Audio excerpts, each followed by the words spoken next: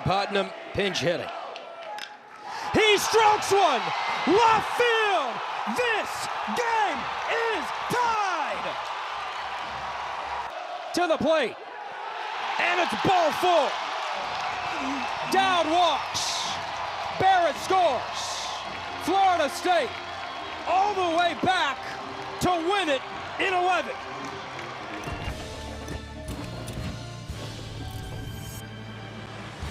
Last night delivered in a way that only Florida State and Miami can. The dramatics.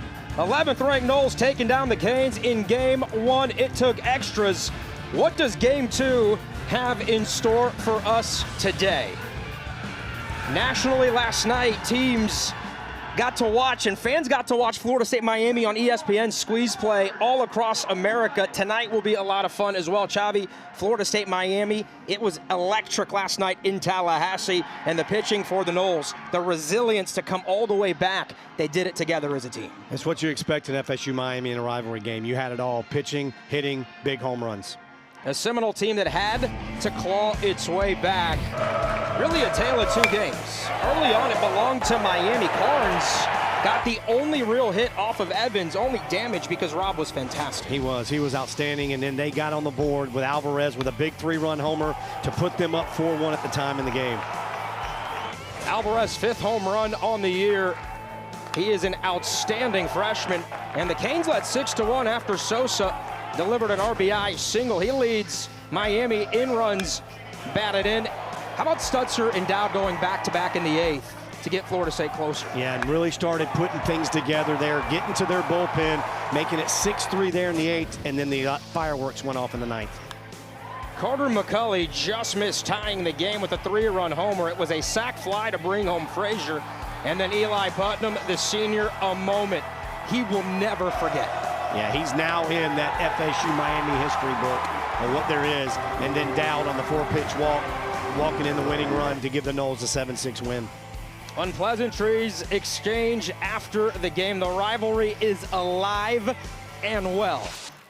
We cannot wait for game two between these two hated rivals. A lot on the line.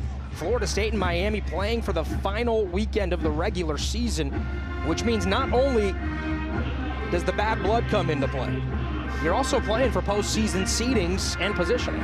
Yeah, and this is big for both teams. FSU now is locked up, going to get the double bye in the ACC tournament, but they're looking to try to get even further and maybe get a top 8 seed. Trey Beard, a fastball to Jake Ogden, and we're underway at 6:03 p.m.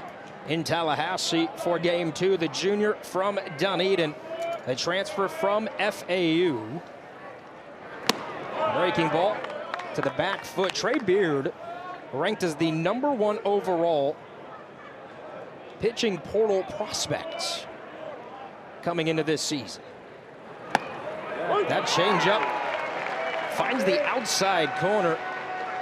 And Chavi, the numbers there for Beard. Strikeouts have been there, 80 and 58 innings. He's given up home runs and has had that one inning that really gets him each of the last few starts. Yeah, like you say, he gives up the long ball from time to time. Again, they've always talked about, hey, if you don't give up the free passes and you're giving up solo home runs, it's not that big of a deal. Go out there and pitch your game. And that's when he's starting to kind of get a little bit better, and he's adding that curveball in a little bit more now. Count is now full to Ogden. Second baseman who had a nice game one, 2 for 5.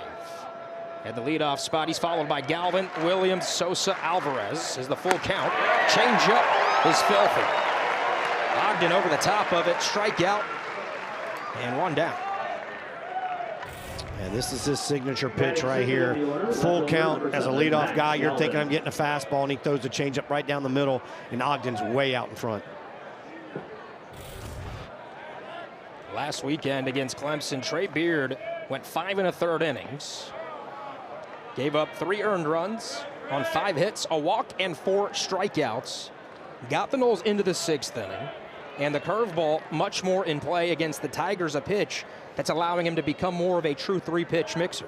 Yeah, and that's something to hope to get him further in the game. To be able to get that 3rd time through the lineup, you got a different pitch to show him instead of just being that fastball changeup only. Now, it's still an outstanding pitch. That is his put-away pitch for Beard. Speaking of the changeup, As that 1-1 lifted, right field from Galvin, back towards the screen, it is gone! Miami strikes first.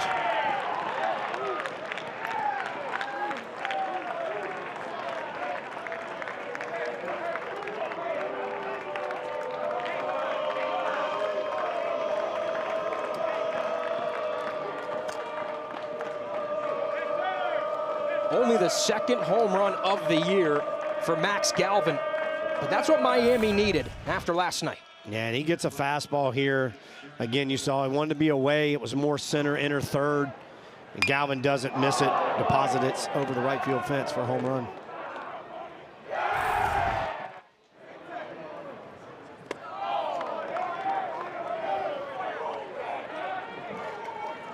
First pitch missing to Derek Williams. So the Canes on the board in the first. We talked about the home runs for Beard. As now Beard trying to settle back in for Trey. That is the 11th home run given up. That leads Florida State's staff by a good bit and has not been able to keep the ball in the yard consistently this season. And part of the reason, when you look at his ERA, it's at 5.12. And the first two batters really has been probably the book on Beard this season. You get the strikeout to start, another swing and a miss. A lot of strikeouts, a lot of home runs. Yeah, and that's something he's definitely got to work on. It's hitters actually taking advantage of pitches where he misses in locations.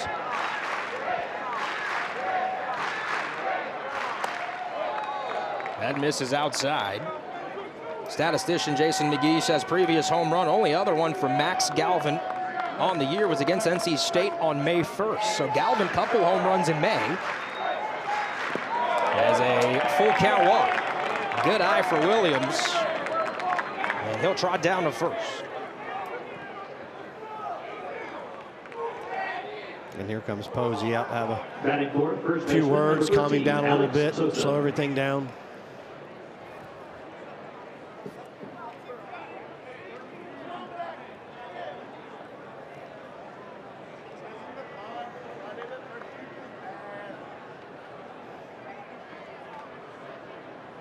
Micah Posey joined Florida State's coaching staff in year 2 of Link Jarrett's tenure. Chuck Restano followed Link Jarrett from Notre Dame before getting the job at Navy to be the head coach there after one season in Tallahassee. Posey's done a really nice job, and this year for the Noles, the depth of the pitching has really stood out. Especially last night, you don't have John Abraham available this weekend, and the Noles bullpen really stepped up to give the Seminoles a chance for the heroics lead. They did. And Chris Kinnear was lights out for the Noles last night with 5 strikeouts in the 2 innings he threw. But you talked about it, and really you look at what he's done, especially with Wes Mendez, and Wes Mendez will tell you how much Posey has helped him in just all parts of his game, but adding that cutter and just working on everything that he does as a pitcher, he's done a great job. Alex Sosa playing at first. Last night was his 8th consecutive game not catching. Shout out to Canes Research on X for the numbers. Played first base for the 3rd straight game. He was 12 for 26 coming into the weekend with 4 home runs and 14 RBIs in those 7 games, batting .462. And last night, another strong evening for Sosa. Couple of hits, another RBI, top 5 in the ACC in that category. It seems like for Sosa, getting to play more first base and DHing has allowed him to lock in at the plate just a little bit more. He's been consistent all year, but the game's been taken to another level at the dish. Well, I think that talks about catchers too, and how demanding catching is, what it does to your legs and everything else. He's a little bit fresher. Like you said, it's made a big difference in his stick. Alonzo Alvarez has done well, the freshman catcher. Has now beared some command issues after the home run to Galvin. Struggling to find the zone. Hitters count for the dangerous Sosa. He'll check over to first base. Derek Williams 8 for 12 on the year on stolen base attempts.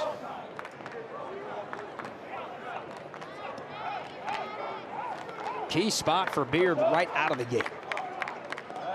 Another check. Trying to keep Williams close. The double play is in order. Knowles in double play depth up the middle, shading Sosa just a little to the pull side.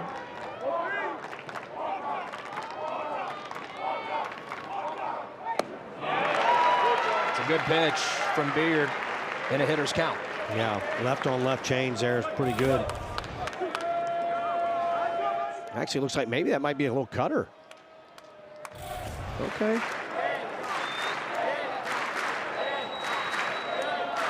Full count. Williams back to first.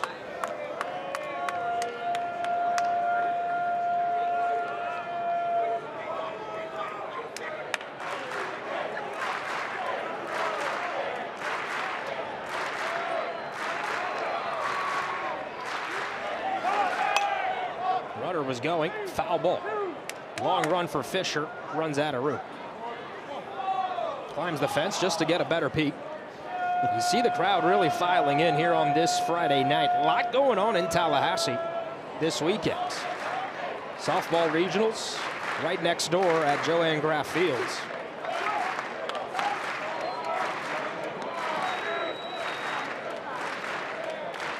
Classes are out, graduation a few weekends ago. 3-2 pitch. Fastball, strike three. Outside corner, 93 on the gun. You know, we talked about location with Beard and like the home run that he gave up. This is where the home run pitch was supposed to be, and it left it over the middle. That one was great location. Painted it down at the knees, away on the black. Great pitch. Carnes' presentation not quite sticking the glove there. I think he might have been worried about Williams potentially running on the pitch, as that one was a strike. And Beard might have got a little help on that one right there on that changeup. Yeah, that one looked high. Yeah. Brandon Henson is the home plate umpire tonight. 0-1, back to the change, and Trey Beard settling in a little bit more with his mechanics. Yeah, this is the changeup. This is when he's effective. When he locates it down low, gets it in the middle of the zone or down lower than that, that ball drops, gets much more sink on that pitch. 0-2. Back to the changeup. Yeah, that's 3 in a row. See if he mixes it up right here. Really like to see him try to bury a fastball in here underneath the hands, but I think they'll either probably go with the change again or even the breaking ball. Toss over the first. Alonso Alvarez, outstanding freshman from the state of California. A couple of big hits last night, including a 3-run homer. Big frame in that right-hand batter's box. Swing and a miss. Another changeup for Beard. Looked potent in the inning. He strands a runner at first, but Max Galvin starts things off for the Canes in style in Tallahassee. Sure does. Gets the fastball we talked about, doesn't miss it. Starts the Canes off the way they'd like with a run in the first.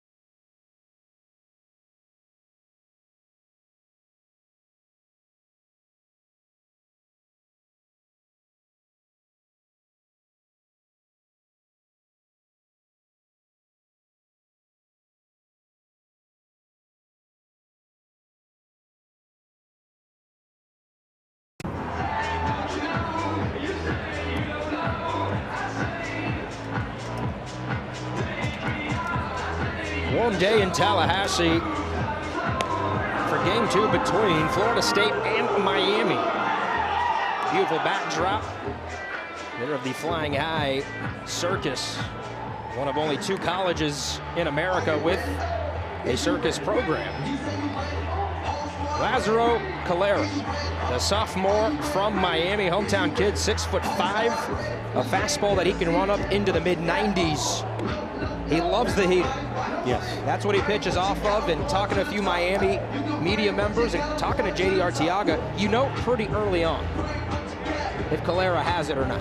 Yeah, and, you know, Coach Arteaga told us too, he's like, hey, if he's in that 92, 94 range, he's usually going to be cooking really good. When he starts touching that 6, sometimes they get a little nervous because he's overthrowing a little bit. Things aren't going where he wants it to. So his sweet spot's that 92, 94. Pitched pretty well last weekend against Louisville. Calera, 6 innings, 4 earned runs. Did give up a couple of home runs, but a walk and 5 strikeouts. Giving Miami 6 innings against the Cardinals. The Canes winning that series over Louisville. As the fastball 92 high to Stutzer, who will be followed by Dowd and DeLamielleure. Carnes, Barrett, Frazier. Notice Ben Barrett's at DH, Putnam back in the lineup at first. McCulley and Fisher. There's a fastball at 92 at the knees. Putnam, they're highlighted on the card. 2-run home run pinch hit, his 9th of the year to tie the game for the Seminoles in dramatic fashion in the 9th. 1-1. Good breaking ball to Stutzer from Calera. Yeah, really good looking 12-6 break on that pitch. Great pitch.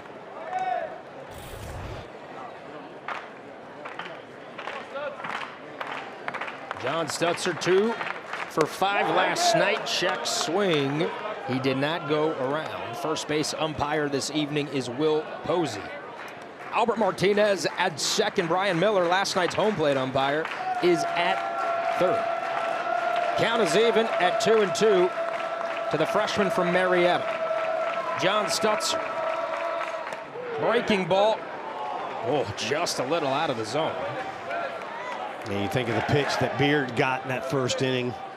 Thought they might get that one there if they're going to call the one Beard got. Just 1 hit for Stutzer last night. It was a big one, his 9th homer of the year. Full count.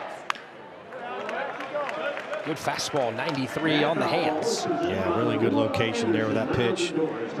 That's something Stutzer has started to get better at over the last month, is battling in the box with 2 strikes. Does lead Florida State in strikeouts on the year.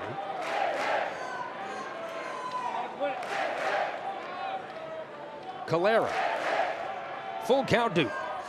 Breaking ball, got him.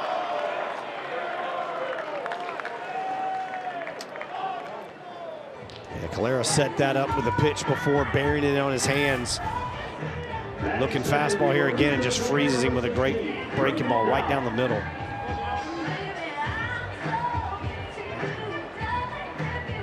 Calera's, his mechanics are a little bit different too. He's really short with his arm. His backswing's real quick. So when he gets that fastball at 92 to 94, it kind of jumps on you. John Stutzer and Braden Dowd went back-to-back in the 8th last night for Florida State, trimming that Miami lead to 6-1. Excuse me, from 6-1 to 6-3. 1-0 count. Fastball off the plate.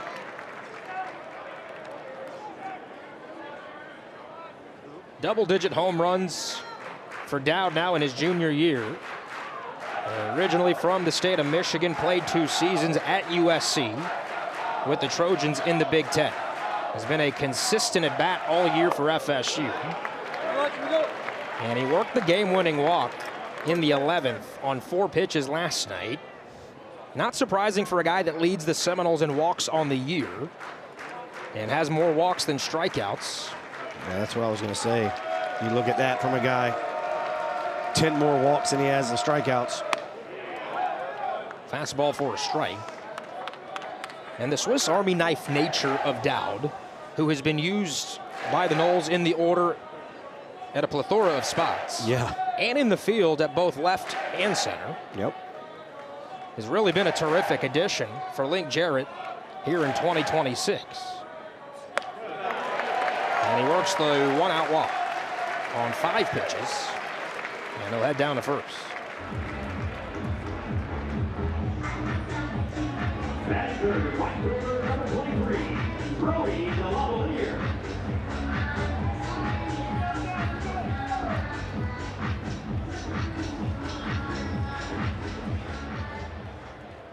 Brody DeLamielleure, red hot, steps into the box. Calera, breaking ball, just missed inside, maybe a little low as well. Extended his hitting streak to 15 games and got to do it in extra innings last night. Sophomore's numbers, 343 with 7 homers.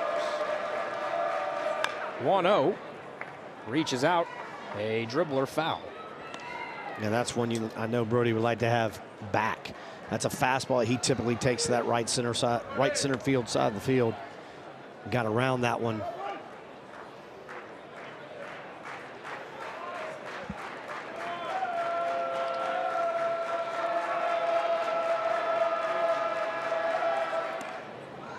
Dowd was leaning a little bit, but able to get to the back of the bag.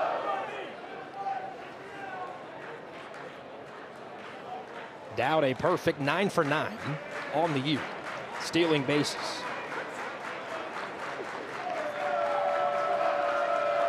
Calera sets to the plate. And a foul ball makes it 1-2.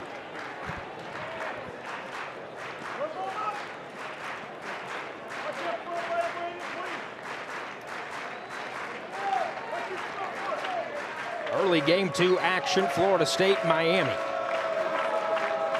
Here in this final weekend of the regular season. Calera has a quick move to first base, especially for a right-hander. Well, that's that quick arm action we talked about even when he pitches. Almost like a catcher. Gets that ball to the ear pretty quick.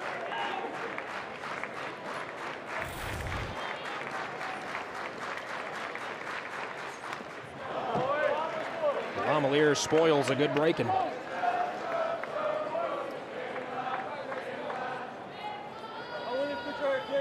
Seems like Calera has some feel for that breaker. Early in the game, got the strikeout of Stutzer with it on a full count. And Dowd walks, he's at first.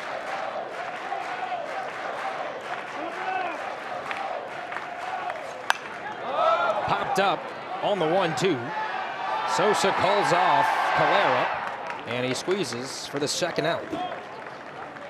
Yeah, like you said, you talk about the breaking ball. He's been very consistent with it, too, in the zone. Not afraid to throw it any time in the count.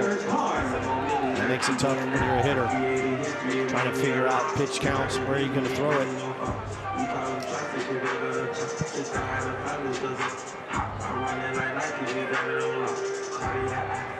Calera had an outing he would probably like to forget at NC State, but other than that, over the last month of the season, it's been pretty solid for the Canes. Strike 1 to Carnes, back to the breaking ball. And I'm looking at some of the box scores. 7 strong innings in a win against Wake Forest. 5 2/3 against Cal. Only 3 earned runs there. 6 strong against Virginia Tech in early April. Another pickoff move.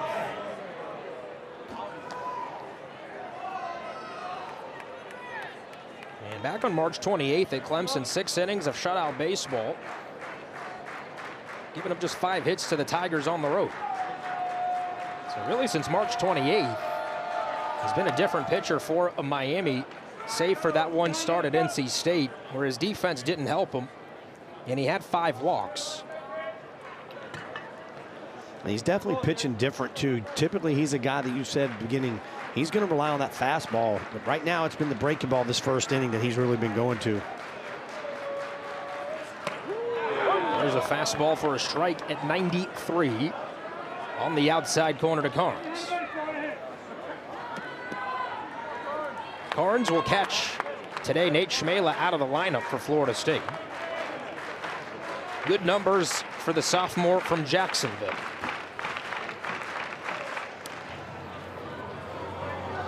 Keeping a good eye on Dowd, getting the uni dirty.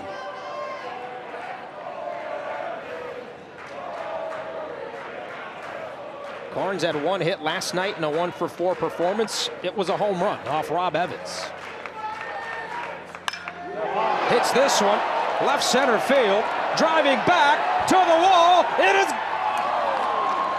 Did he catch it? Up against the wall? Yes, he did.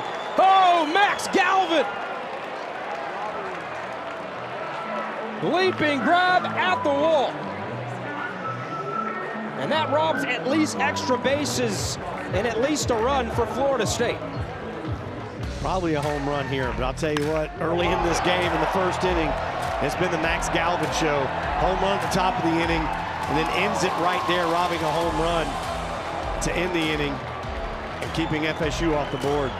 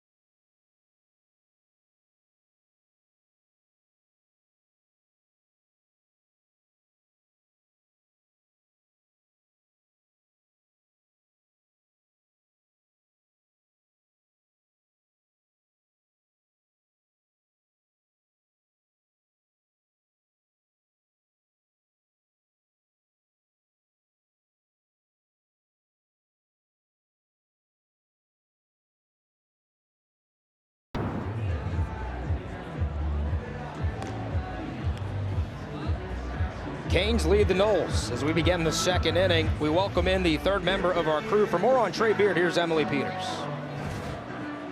Final start of the regular season for Beard today, Aria, and I asked him what his main goal for this outing is, and he said just to compete. He said, back at FIU, we used to play Miami in the midweek, so I never got the chance to pitch against them, so I'm just really excited for this opportunity. And guys, clutch 2 strikeouts to end the first inning. I'm curious what you'd like to see from him here in the second. I'll tell you what, Emily, I definitely want to see him locate the fastball like he did there at the end of the inning. And then the changeup's been what it's always been for him. It's his go-to pitch. And I still think you're going to keep seeing him add that breaking ball in a little bit more every outing. Gave up the home run on a fastball to Galvin in the first. As here's Brylan West, transfer from FIU. And Brylan had an injury scare last weekend against Louisville and did not play in game 3. He's been consistent for the Canes this season. .309 batting average, 5 home runs. The power number's a little bit down from his time at FIU, but that's to be expected with an uptick in pitching in the conference he's in. Hit 23 home runs in 2 seasons with the Panthers. 1-2 pitch, swing and a miss. 3 straight strikeouts for Trey Beard.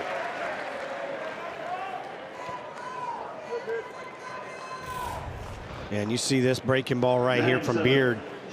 A lot tighter than that curveball he throws. Back foot, great location, getting the punchy.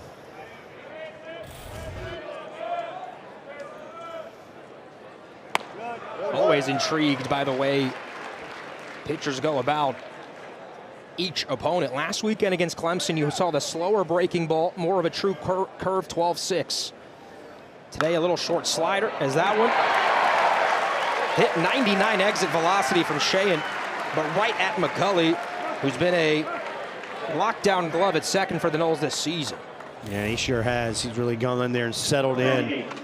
You see this right here, just didn't even have to get up much with his height either. So Sheehan retired.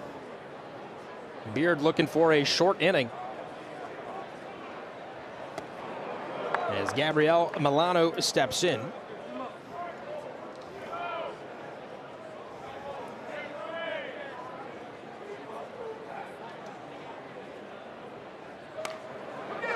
It's a squibber. Fisher fields, throws across to Putnam, and retires Milano.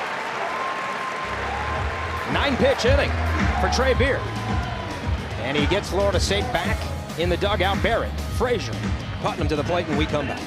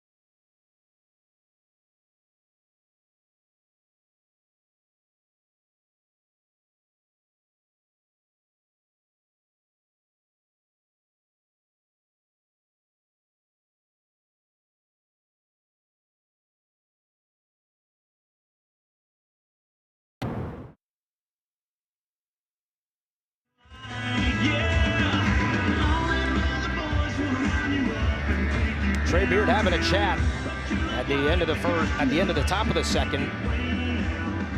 As we move into the bottom of the second, he was conversing there, as you see it on your screen, with Micah Posey. What's that dialogue like between pitcher and pitching coach early in an outing? Well, right there just shows you again, this coaching staff's always coaching, even during the game. But it's probably going up there right there. It looks like they're talking, hey, how are you feeling, especially with that cutter that he was throwing right there. He might have a little bit more confidence in it. Hey, you want to go with that more than that slower breaking ball that you typically throw, which is the 12-6. So just trying to get a feel for him, like what can I call to help you out?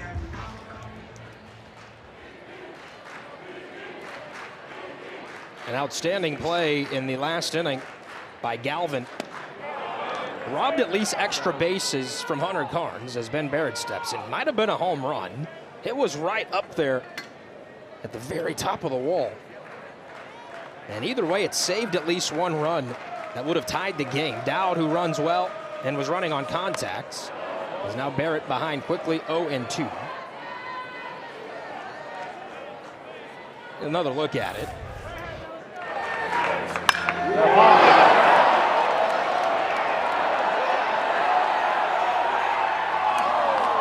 Right up there. It's close. Strike three. That was not a great at bat for Barrett there, but good pitching right there from Calera. Two breaking balls he got check swings on and then freezes him right there, 0-2. Calera's feeling the breaking ball today. You're going to see, I think, a little bit more of that than you typically do from him.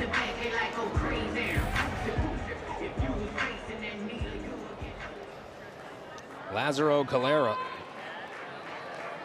throws his fastball near 60% of the time to both right-hand and left-handed hitters, as that one clips Frazier.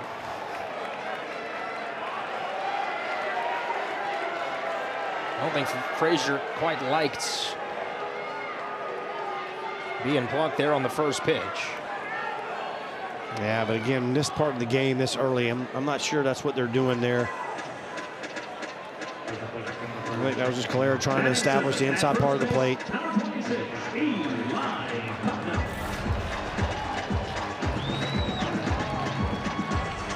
Actually, he was set up away, so I think he just snatched it too. So Frazier at first for last night's hero, Eli Putnam. Breaking ball, strike one. 2 for 2 for Putnam, who also had a single in the 11th.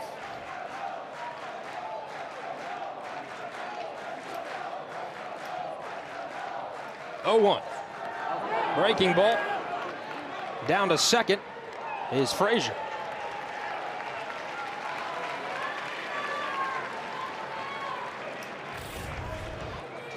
yeah, good read here. Putnam went, so it's now 0-2, but good read there from Frazier.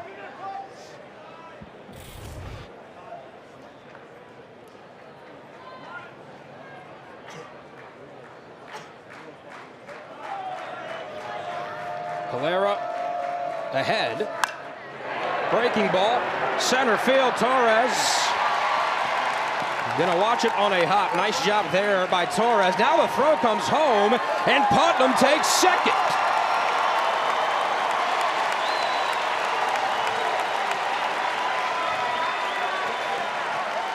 Gonna give credit to Torres there for deking Frazier. And good credit to give. He did do a great job of that. That prevented a run from scoring. Frazier had to hold up, and then the throw missed the cutoff, man.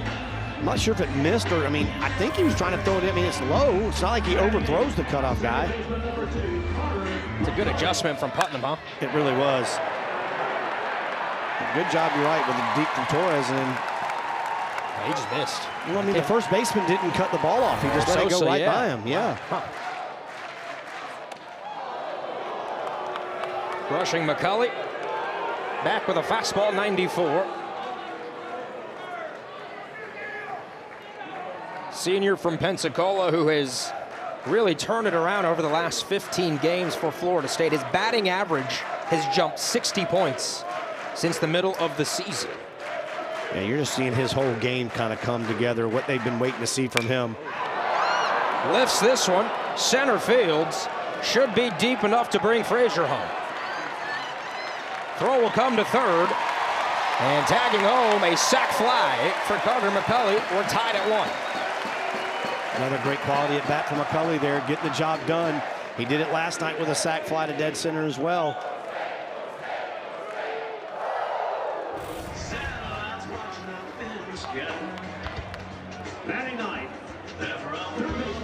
Good job from Putnam here, holding up on this too, not just putting his head down and taking off the third here. Chance of him getting tagged before Frazier could have crossed the plate. That could have been disastrous. You and I recall in a game last season here, Florida State Clemson, Max Williams threw out the Tiger at third base. Yep. Before a sac fly runner could come home and score. That ended up being a huge run in that ball game. It was. As Florida State walked it off to win it in 11 innings. And Fisher had a huge deke in that too at third. He acted like nothing was happening. That quick tag he put on him, he was fired up on that play.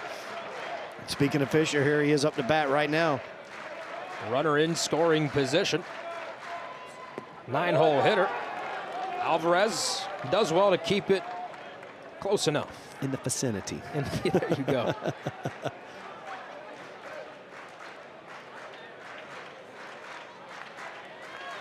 Now just north of 30 pitches for Calera. To the Seminole third baseman, batting 9th in the order. Check back to second. Ogden had to reach back to make the grab there from the throw from Calera.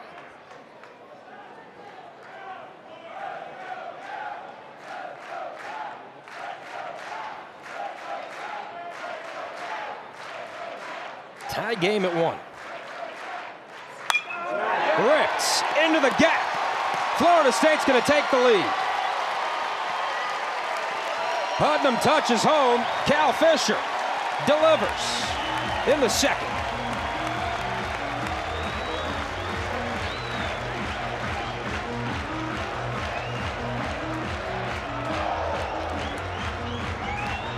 Great piece of hitting here from Cal Fisher.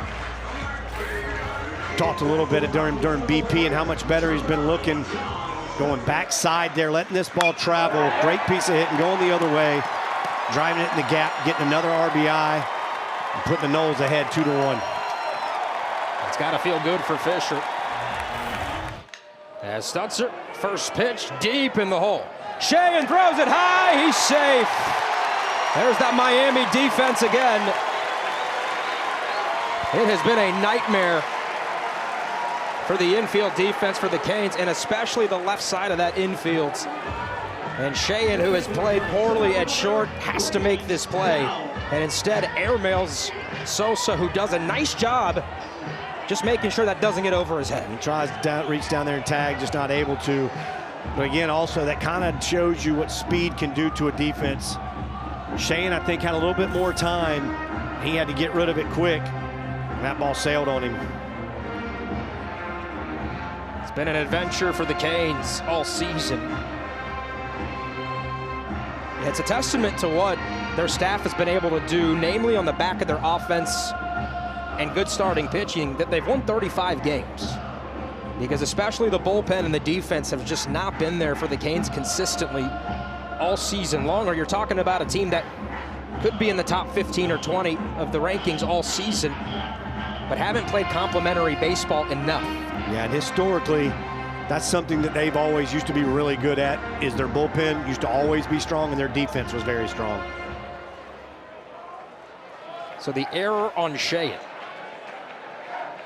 Back to Braden Dowd in the 2-hole. Now Calera's got to really buckle down. Now that time, into right field. They're going to test the arm of Derek Williams. It's cut off. It's an RBI for Dowd as Fisher scores. And Florida State takes advantage of the extra out.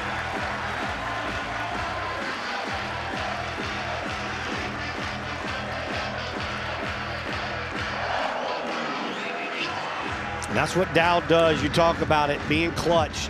He's so clutch, 104 miles an hour off the bat right here, but taking advantage as hitters when defenses make mistakes. And that's what FSU does right here. Big 2-out hit from Braden Dowd, driving in another run for the Noles. Seminoles have put up the crooked number as Delamelier stares at the heater down low. And it's 1-0. Especially on the road, if you're Miami, you cannot give teams extra outs. And the Seminoles say thank you very much.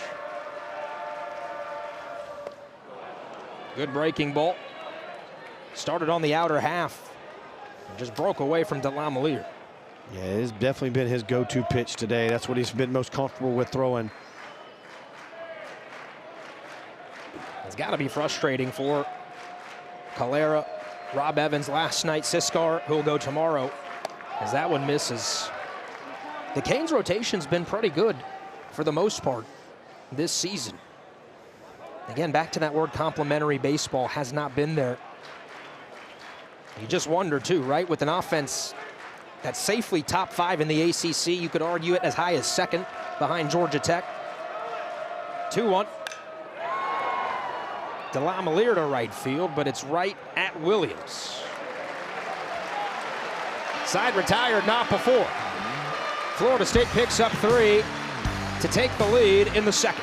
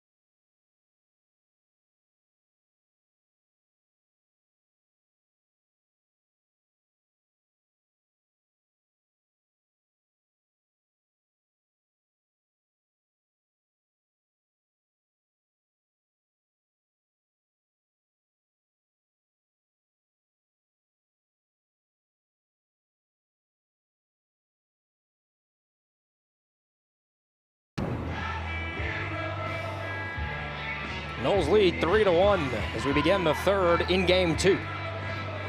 Wes Mendez on your screen there was pretty good last night. Not the best start that he's had this season, but what a season it's been. As we take a look at ACC Pitcher of the Year candidates, a lot to like from all 4 of these guys. Mendez's numbers pretty consistent when you look at ERA to strikeouts and all the other metrics that come into play. He has been simply phenomenal for the Noles all year. Man, I tell you what, you look back at those and you had 4 guys that had similar numbers, but look at Mendez compared to the one with the ERA and wins compared to everybody else. You just kind of, Mendez is kind of in that, I think, I don't want to say driver's seat, but he's pretty dang close to being in it. He's got his foot in the door for sure. Now, DeCaro was really good last night against NC State.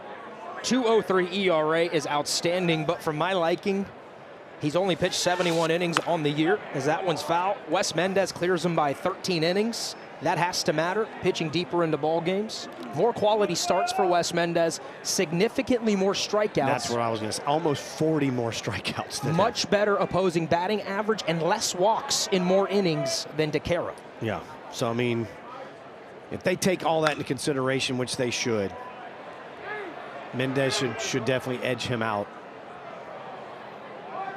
Now again, DeCaro, of the 4 teams you saw there, on the highest ranked team. Yes. North Carolina. He is the ace. And he did get. And they've won a lot of games when he pitches on Friday nights. And he's got one more win than Wes. He got one yesterday. Wes didn't get the win yesterday. He got the no decision.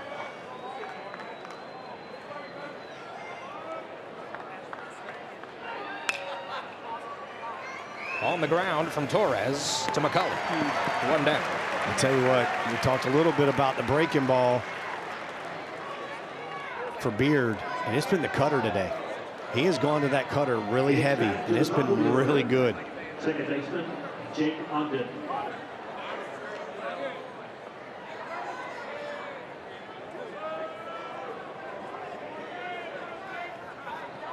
Back to the top of the order. Jake Ogden watches the first pitch up and away. Ogden struck out on the changeup to lead the game off. Now 2-0.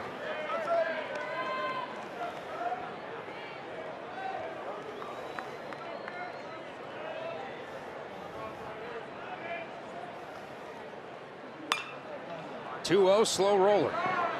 Frazier, strong throw across. 2 up, 2 down for Beard in the third. And you talked about the differences with pitchers, and Mendez has shown this year when he pitches, he goes to that cutter when he gets behind the count. Beard's going to that changeup. That's what he did right there. 2-0 changeup, gets Ogden out in front. Slow roller for the out. Galvin had the home run against Beard. Second at bat of the game. Second homer of the year. Check swing, going to be a tough one from Macaulay. Galvin hurrying down the line, off balance throw, not in time.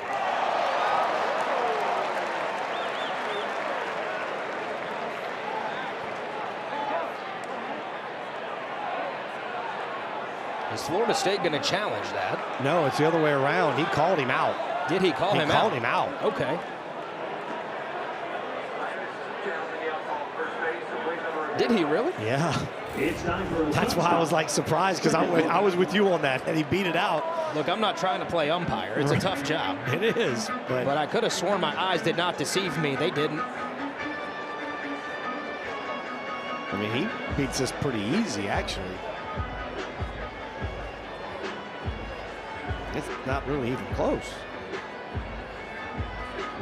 Let me tell you what, I usually want the best for Florida State in these games. I'm glad in that moment that I'm not going to be shown up by a reviewer.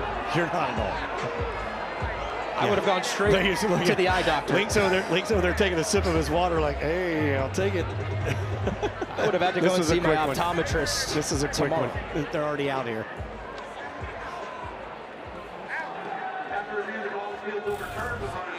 Miami retains their challenge. How do you miss that? Okay. Well, and a tough one right there because Beard makes a great pitch right there, and you end up getting a hit out of it. That just tells you kind of how things are going for Galvin right now. Right fielder Derek Williams. I like what he just told Galvin right there, man. I'm glad Galvin's smiling. Yeah, well, he said something too, like the umpire's like, don't know what I was looking at right there. Hey, we're all human. We are. You make mistakes. That happens. That's why they have the review.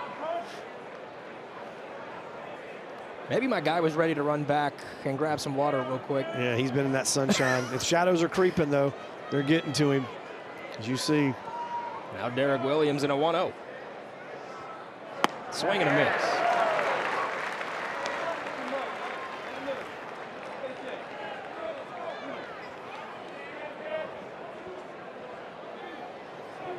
Williams a walk in his first plate appearance.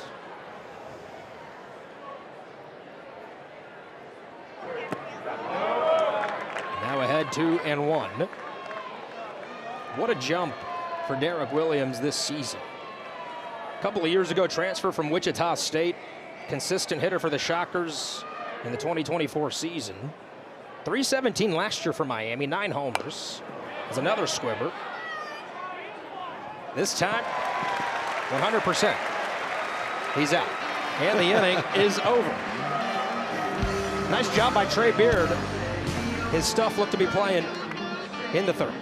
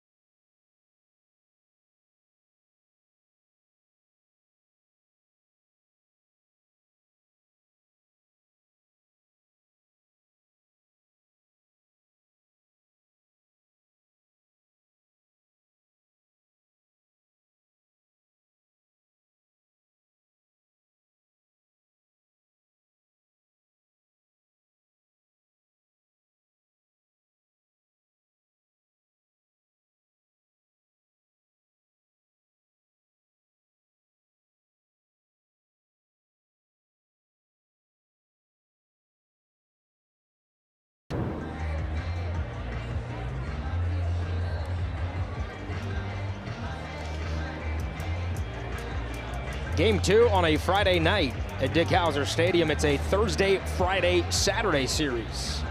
And it's warm here in Tallahassee. Get out the fans. Do whatever it takes to hydrate. Really good crowd again for this historic rivalry as Lazaro Calera back on the bump. What do you make so far of the way Calera has pitched after 2 innings? Different than what I was expecting, looking at his numbers and his stats. Well, Carnes sends this. Torres to the wall, and it's gone.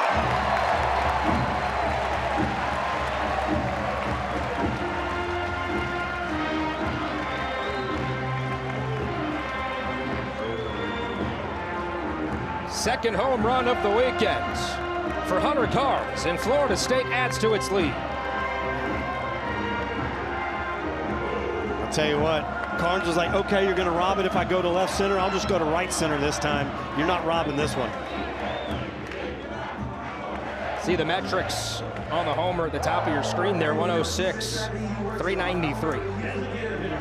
It's a good sign for the Noles if Carnes is starting to slug here late in the season. J.D. Arteaga told us too, he said, I haven't played at Howser this late in the year in my career. The ball really flies at this point in the season. And he's right. In the month of May and into June, as Carnes gets his curtain call. Well, like you said, The ball does really start to travel. well, when you talk about Carn slugging, I mean, think about very easily he could have 2 home runs in this game, if not a home run and a double. Yeah, the ball has been jumping out of the park this weekend for both teams. I'd like to see Barrett doing that right there. He looked really bad his first at bat on breaking balls. He went up there sitting and looking for the breaking ball right there, pulled off it a little bit, but looked way better in that situation.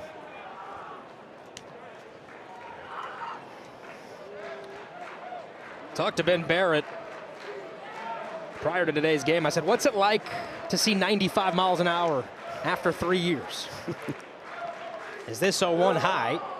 You know what he said, Xavi? He said it honestly didn't feel that fast. I said, well, that's a good sign. Yeah, that means that means you're doing what you should be doing anyways then. And you look at that batting average, that's close to what he was batting when he was a freshman. 3 more hits last night for Florida State. 1-1. That one skips away, and it's 2-1. I asked Barrett, why haven't you been hitting for the last couple of years? He said he had a wrist surgery that moved him to being just a pitcher for a couple of years. And now he feels much better. A couple of weeks ago, Link Jarrett sent him a text, started to get the ball rolling, needing an answer at first base as that misses high. He thought Link Jarrett was joking at first. And then Link Jarrett said, hey, I need you to pick a bat, go get Evo Shield. And he said, uh-oh, this is real. Yeah, and the funny thing was we were out here watching BP one day, and he was over there at first. He was sweating like crazy, and he'd been taking ground balls forever. And I'm like, I think this might happen. 3-1 pitch, and he works a walk.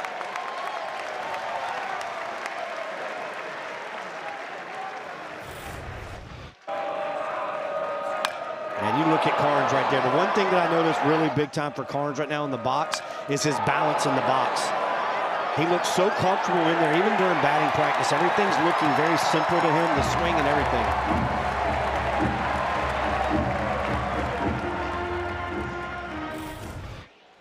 So Hunter Carnes, the solo homer, has the Noles ahead 4-1 in the 3rd. Just outside to Gabe Frazier. You know what's pretty amazing, Chappie? The stat here on Frazier. The Noles are 16-4 with Gabe Frazier at shortstop. That's a pretty good stat. That's a pretty good stat right there. And he's been hitting .333 since coming back to the lineup every day. As that one to the backstop, Barrett will take second. Did that also hit Frazier? It did on the bounce. So he'll head down to first. So it's a hit by pitch. Gabe's been hit twice. And you can tell he's not liking it a little bit. It's getting a little chirpy with him down here. But again, another one of those situations where I get his frustration, but this is the last thing Calera wants to do right now, is put another base runner on base.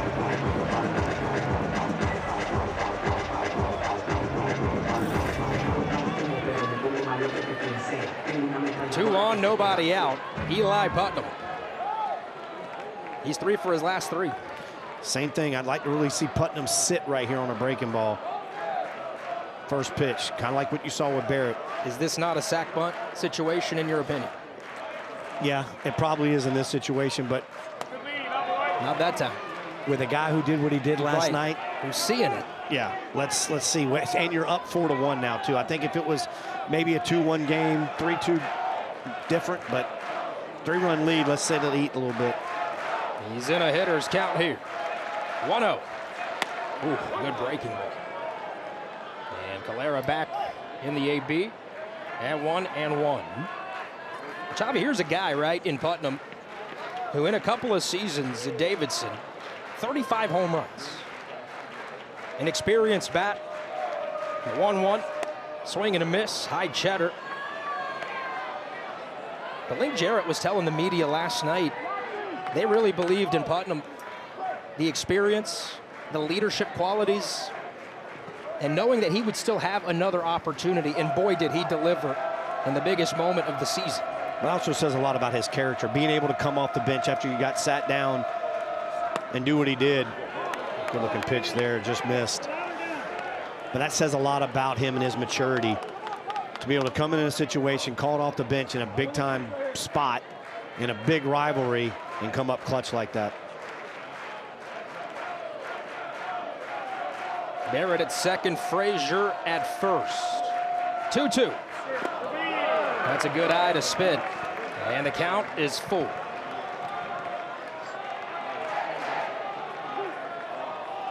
Putnam said about 4 ABs before it was his turn. He got the nod that he would be getting an opportunity. He said, I had to hustle, lock in, ask different guys what they were seeing.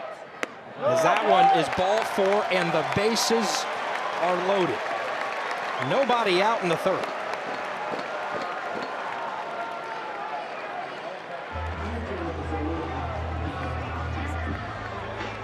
Yeah, another spot right here for McCulley, too, to come up clutch. Going to get a visit here from the pitching coach.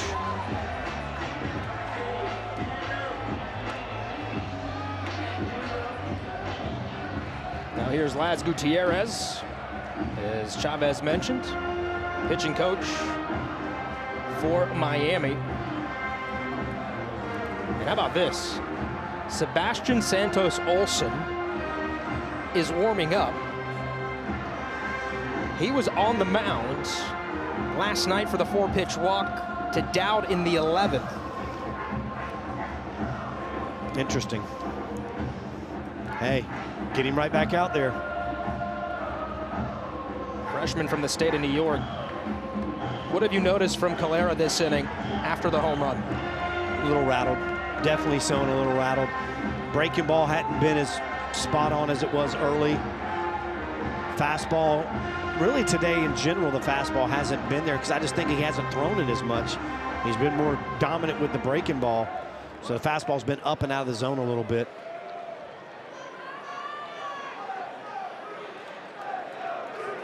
Carter McCulley, sac fly in the second.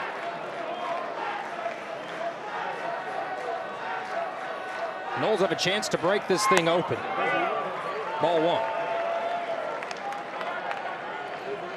I mean, if you're McCulley right here, you're sitting one pitch. It's a fastball. You're not looking for anything else right now.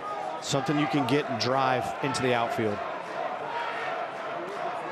Carter now on an 8-game hitting streak. 1-0.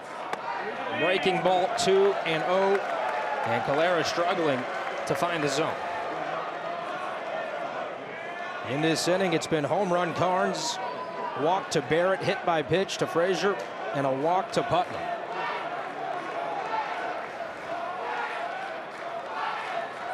Calera set to the plate. There's a strike. It's a good pitch, too. Even with the location, there's really nothing you can do with that pitch.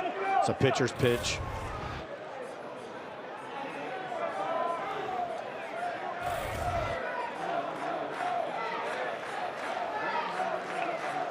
Hitters count for McCulley. Just late on the fastball. And the count evens to 2-2 after the foul ball.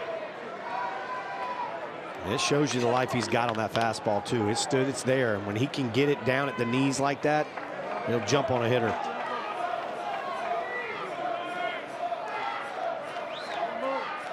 Now things change a little bit for McCulley. Now you got to have that 2-strike approach. 2-2. Fists it. Oh, and it's dropped there. Are they going to call the infield fly? Yeah, he is. So McCulley's out. What was he calling? 2 outs. No, now he's taking it back. He's sorry. He originally was pointing for out at second too, but he shook that off. And now we're gonna have a conversation. Umpires are having a tough day today, and it happens. There you go. All right, good job there to come out and explain it. Yep, to let everybody know. That's Brian Miller at third.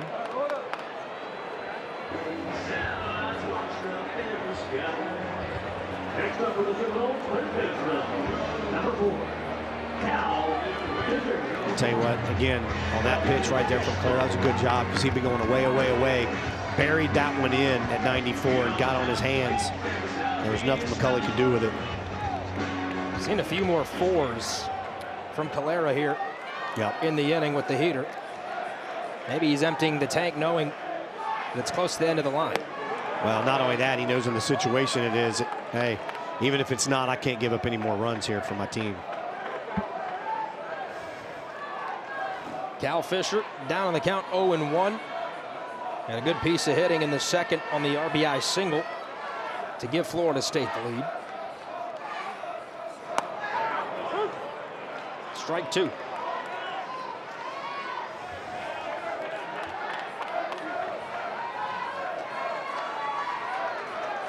Now Calera's in a really good situation here because he can do anything.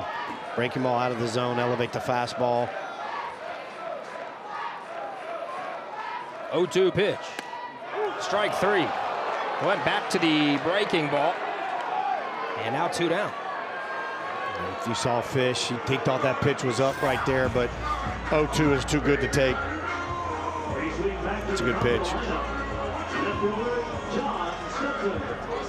Give Calera some credit. He's done a nice job of getting himself close to getting out of the mess. Call it self-relief. Yep. Really done a great job helping himself out, helping his team out right here. Two big at bats. Still work to do. Top of the order. Stutzer fastball behind it. And it's 0-1. Stutzer struck out looking against Calera in the first, reached on the error by Sheehan in the second.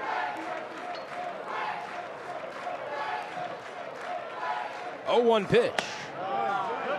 Down on the breaking ball. 1-1.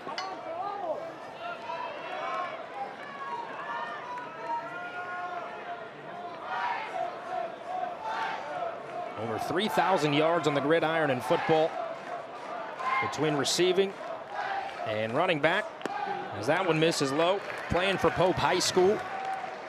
And Chavi, him playing baseball every single day has unlocked some of this talent. Lake Jarrett saying, I'm already projecting what he's going to look like 200 at bats from now. And that's what I'm saying. After he has a summer of playing and then another fall, which are things he's never been able to do. Sky's the limit for this guy. In a hitter's count. Breaking ball inside. Now Calera, one ball away from walking in a run. Again, here's a situation. Stutzer's looking for one pitch, and it's got to be right there. And he can't get too big with this swing. Shorten it up. Know what you're going to get. Don't miss it if you get it. Calera steps off, wants to think about it. Gather himself. This is a big pitch. Florida State leads 4-1 in the third.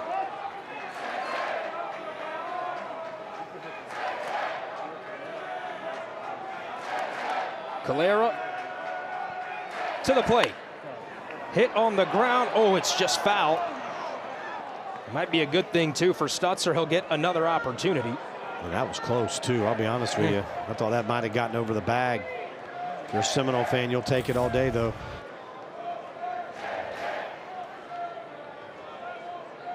Yeah, maybe not.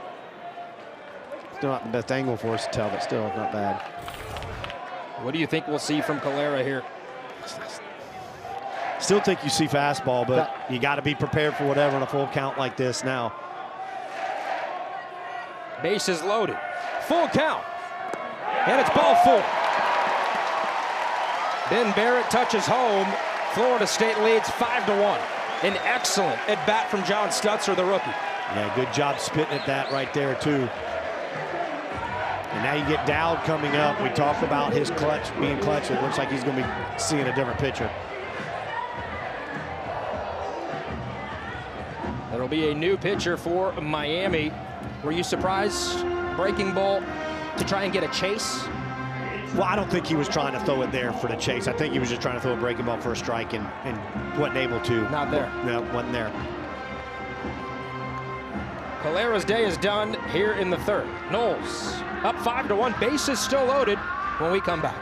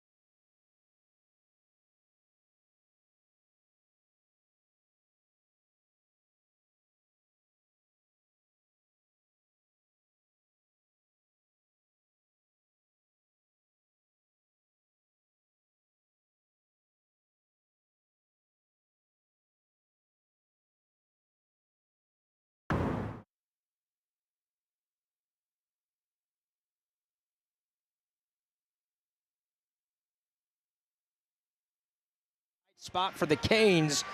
And Braden Dowd is due up for Florida State. For more on Braden, we go back down to Emily. Yeah, Aria, earlier this week, Braden sat down with radio host Eric Llewellyn and talked about his plate approach, maybe some foreshadowing to last night's walk-off walk. He explained that when he was younger, he was a smaller kid, so his job was always just to get on base. Then as he got older, he got bigger and was able to make more impact. So now he's able to apply that competitive maturity and do whatever his team needs him to do. Aria, it's that approach that it gave his team the one run necessary for the literal walk-off. Yeah, he was excellent last night. He's been so consistent, Chavez, for Florida State all year, and we talked about more walks than strikeouts, double-digit home runs. Now it feels like every at-bat is a quality at-bat from Dowd, who's battled injuries this year and has been the epitome of this team, right? The toughness and the grit needed to grind through a season. Yeah, he's been that most reliable guy you could count on all year long. And now he gets up too, and not only do you see DeSantos again with him, this is who he walked. So he's already seen him in 4 pitches. I like it. The storylines write themselves. First pitch to the plate. And it's fouled away. I like it. I like him swinging right there.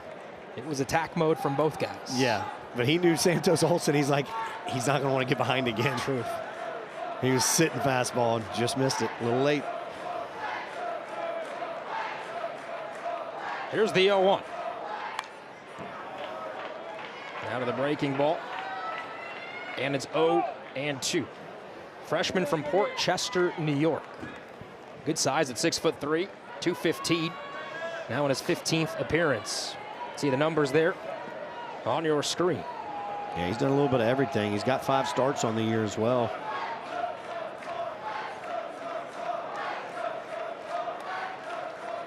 Santos Olson to the plate. Outside, Dowd watches it for ball 1. Braden's been on base twice. He walked in the first, had that RBI single in the second. He's reached base in 42 of 44 games coming into today, so now that makes it 43 out of 45 that he's played in. You see Dowd shake his head, nope. That was right there on the chalk. It's a tough take right there. It's a great take, but that's a tough one. That's a good pitch right there from Santos Olson. That's definitely off the plate. Good take. Count evens at 2-2. Bases loaded full of Seminoles. To the plate. Now the count is full. And this is what Braden Dowd does. Quality at bats. I mean, worked it too. He was 0-2, has worked it to full right now. And again, same situation here. Got to sit fastball.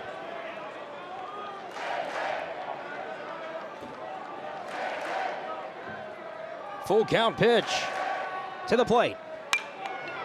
Lifted high, foul.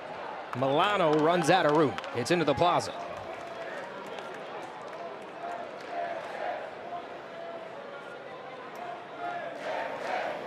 Feels like a big moment early in this game. Animals with the ducks on the pond. Johnny Mack. You gotta love that section, though. They bring the heartbeat. They do. To Hauser. Another full count from Santos Olson to Dowd. Hit on the ground, but right at the second baseman, Ogden, who flips it over to first. Noles do pick up 2. They lead 5-1. When we come back, Vice President, Athletic Director Michael Alford joins us here in the booth.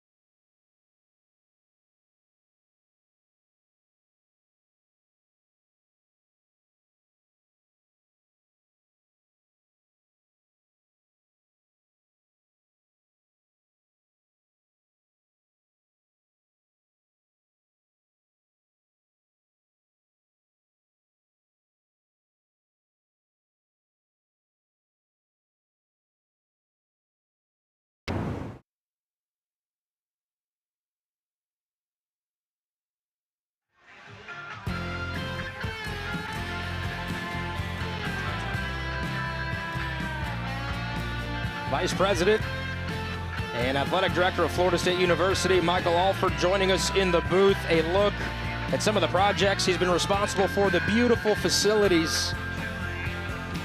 And the Noles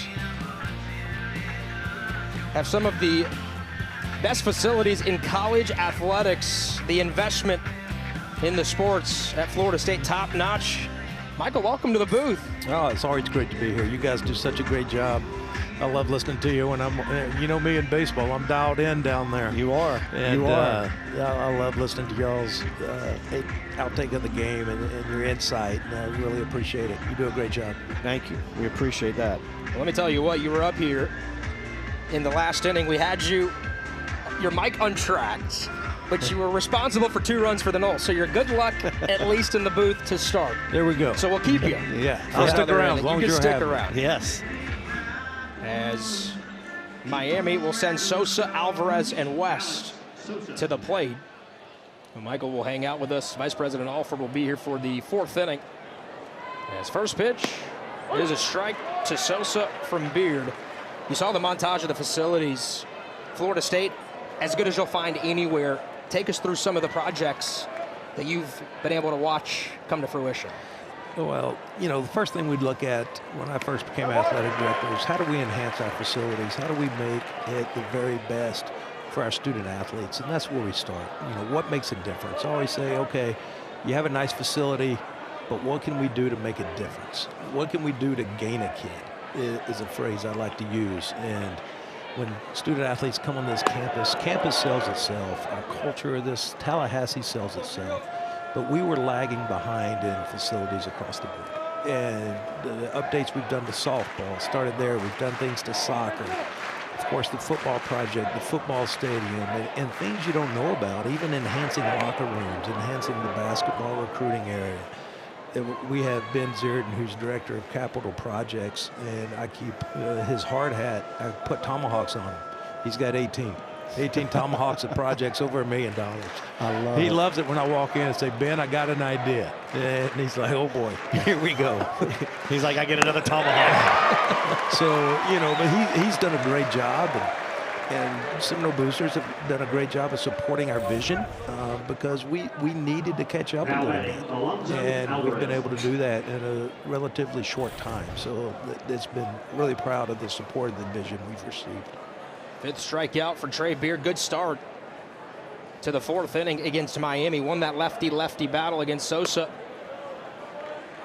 Vice President Alford, what do you think so far of the way Trey Beard has been able to pitch and settle back into the game? Yeah, he struggled a little bit early getting ahead of the hitters and really has settled into the game, as you said. Fish. Has settled in. Now he's starting to get ahead of hitters. Starting to play his game. That gets his changeup into play. When he can get ahead of hitters, he's tough when you're behind. And so I'm really proud that he's kind of mentally refocused after that first inning. 57th pitch to the plate. On the ground, Frazier coming in on it. One pump of the glove. What a difference he's made at shortstop since we put him into the lineup. He's such a great athlete and such a natural shortstop. I mean, you see some of the plays. That arm he has is amazing. You talk about Stutzer being a football guy. Frazier was a big-time football guy coming out of Southern California. And now is transitioning to baseball himself full-time. And he's going to be a special kid for us. Yeah, like you said, he shows that arm off when he can. And right there, that was a bullet across the diamond. 2 outs, Brylan West. First pitch strike. We're talking with Florida State Vice President and Athletic Director Michael Alford. See West 0 for 1, 307 batting average. In on the hands. And it's fouled back. Michael, when you look at baseball specifically for Florida State, you guys have invested the pitching lab, different projects at Hauser. What's the plan to continue to push FSU baseball forward? We have great designs. You know, once again, start with the players. Our locker room needs updating. We're looking at that right now. We're looking at the fan experiences where we go next. Looking down left, right field line, replacing the seats. We put in some loge boxes, kind of cleaned up the suites that we had here now. Of course, one of the first things I did as athletic director was tell our story along the concourses. We didn't have anything Yeah. when I first got here that talked about the history of this great program. Right. And I would argue that nobody has a better history of this program in college baseball than Florida State, and we weren't telling that story. So year one, I told that story and came in and talked about the All-Americans and talked about all the great legends that have been through here, made that special for the fans, and we're just going to keep chipping away at it. And some of the things we want to do, the player experience is next. Just high on the fastball. Beard changing eye levels. And I think that's great, though, you saying that, too, because that makes it great for recruits. It helps Coach Jarrett and them be able to sell it, too, for them, bringing guys in and showing that, knowing that that's there and that's coming forward for those players. And it's little things you probably don't even realize, like totally scraping this turf and putting all new turf and redoing the whole field, the playing surface. Yeah. It was dated, and we had to go redo it. Did the scoreboard out and left. I mean, little things to do. Great job, dude. We're going to stay here in the middle of the innings. What a 1-2-3 inning for Beard, who picks up his 6th strikeout. We're talking Florida State Vice President and Athletics Director Michael Alford here on ACC Network. All right, Michael, when we talk about not just Florida State baseball, but the coaches you've been able to hire, right? Link Jarrett was one of your hires, Luke Laux, Brian Penske won a national title. What has that meant to you to go on those projects as we take a look at some of the highlights of the guys you brought in?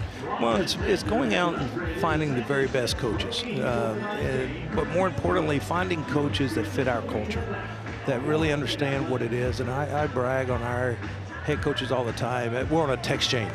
And, I mean, last night after that win, the coaches texting the text chain, congratulating Link and talking about what a great game that was. And you see the support they give each other. And I've been at other places. It's not that way at other places. We have the very best. They support each other. They really care about the student athletes. You see, they understand the mission, the educational mission of the university. We're doing so well in the classroom across all of our sports. I'm really proud of that. So it's the total culture and the total holistic package that Florida State has, and you come and you get to play with the very best. And you also get to go to a school that's a top 25 public institution, get that degree in the left, and walk away with championship rings on your right. And you can't offer that many places. This place is special, and it's really the people. It's the coaching staff that makes that so special. I think that's a really cool thing that the coaches are on that text thread with you, and y'all do that. That is special. We get set to start the bottom of the 4th. You see on the screen there the history Michael Alford tells you about. I mean, it's there. Tell them that story. Link Jarrett says we're going to get that national title. This group can pitch. Yes, and they if you can pitch, you got a shot. And they've done a good job. You know, I've been so proud of this group of young men who've really come together after Miles went down, and they relied so much on him. Probably didn't realize it, but did. But you've seen other players step up in big meetings, step up in opportunities that they get. I was telling Putt last night in the dugout, but like, hey, you stay focused. You're going. There's a lot of baseball left, and you're going to be a big part of it. So I was so proud of him. See him hit that home run last night. So they're a really special group. Yeah, to mention a guy like Brody, huh? I was just about to say the same thing. And it's another one that you taught that's really stepped up when he's needed to, kind of starting to feel his way around where he needs to be, and probably helping himself for his future, too, with pro ball. You know, the thing about Brody, this park suits his power. And because he goes to right center as he just pulled one left. Good right boy. That eats up Shayen. And Delamolier's on first. We'll see if that's an error or a hit. It was 103 exit velocity off the bat. See what the official score says. I think Brody will be fine being on first base regardless. Now he is riding that 15-game hitting streak. He probably doesn't want to take it down to the wire like he did last night, having to go in the extra innings to get his hit. Michael, you played infield. Break that down for us. That's a hard play, right? Moving to your left. I was a center fielder. I thought you were an infielder. He's like, I don't want anything to do with that. I will save my questions for the outfield. I would have booted that ball 10 times out of 10. I don't know why I thought you played second base. No, a little center, a little left. All right. Keep that in mind for some highlights to be broken down. If I would have played shortstop, I would have been an existential threat out there. And they did give that an error, by the way. They did indeed. Second of the game on Shayen. The shortstop. 0-1 pitch. Carnes to the back foot, ball 1. Now, Michael, a pretty unique opportunity for you to be on the selection committee for college baseball in the postseason. This year, you're the chairman of the committee, and so I'd be remiss not to ask you questions about that here in the bottom of the 4th inning. What's that been like, first and foremost, to lead that charge and all the meetings you have to be a part of? As that one's ripped into right field. Good swing from Carnes. Noles have a threat going. Yes, they do. It's been great, you know, being able to be in the room the last few years, but also just being the chair and the restructure the NCAA, because now not only are you chairman of the selection committee or the rules committee or the playing committee, and you have, I just got back from Indianapolis last night of selecting the umpires for Omaha and going through that, and that's something that we looked at doing. We made a lot of changes. Hired Jeff Gosney, who was one of the best ACC umpires that we had, but we took him off and made him national coordinator of umpires. That one misses high. What changed in that process? Well, we became analytical. It used to be you would go in and the cross checkers, like you have in Crawford, would say, hey, this guy's really good, this guy's good, and that's how you went through the system. But now we're looking at, we got all the data, and you have all the strike zone of every game they call, and you look at it and who's the best, because we got to get the very best of super regionals into Omaha. The game has grown that much, and it's so important on campuses. It's different, Charles, when you and I played. It's just different. A lot. We got to get the very best of Omaha. So now you're looking at rankings, but more importantly, we're using it as a teaching tool, and strike zones and buffer zones, and letting them see zones they miss. Barrett just behind that one, foul. And why are they missing certain zones? Is it head placement? Is it position? You know, all of that comes into play, but really balls and strikes. And we wanted to get the very best balls and strike callers in Omaha, and we were able to do that this week. So I'm really happy about that. That's a fair point. Noles mounting a threat yet again. Now in the 4th, they've scored in back-to-back innings. 2 on, nobody out for Benny Barrett. Now 3-1. Pump fake from Alvarez. Is that a pitch clock violation? Which it was a ball anyway, so. 3-1. Yeah. We're good. And his pitch goes for Sebastian Santos Olson. It's a hitter's count for Barrett.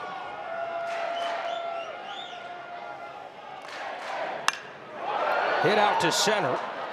Torres will make the grab.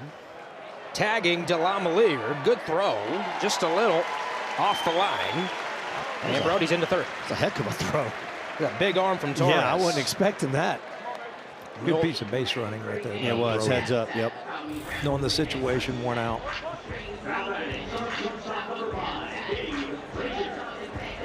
Barrett continues to show off some pretty good swings as well. As Frazier now at the plate. Michael, as you go through your process with the selection committee, RPI is always a big question. How much are you guys relying on RPI as a committee this year, and how much more nuance will there be with all the different metrics? Well, I talk about one thing I tell the committee members: watch games. I think it's so important to watch games, not walk in there and just look at an RPI. Understand who they are, understand what style of ball they play, understand what's coming out of the pen, look at the innings. You know, they're assigned regions. So I'm big on, with ESPN Plus, we can watch every game. Every game's televised. So especially in your region that you're assigned, get out there and know teams and know who they are and what they could bring to the tournament.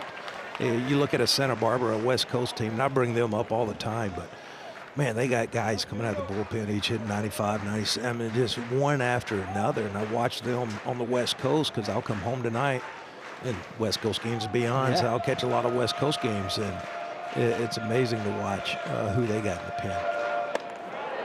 2-0, up and in, 3-0. You can tell Frazier's getting a little annoyed. He feels like he's a bobby pin up there, and they're just throwing needles at him.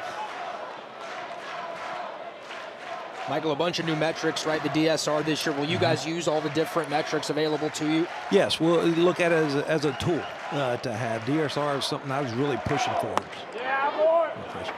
Something I was really pushing on that in the offseason. Got it presented to the committee. I said, this is another metric we need to look at. It's not going to be tell-all for us, but it's something that we need to judge teams, and the more we have to judge teams to look at who they are and how they've done, the better. Frazier heads up, Knowles dugout. But nothing beats the eye test. Nothing beats the eye test to me. Totally And, agree. I really talked to the committee about, when you get a chance, watch games.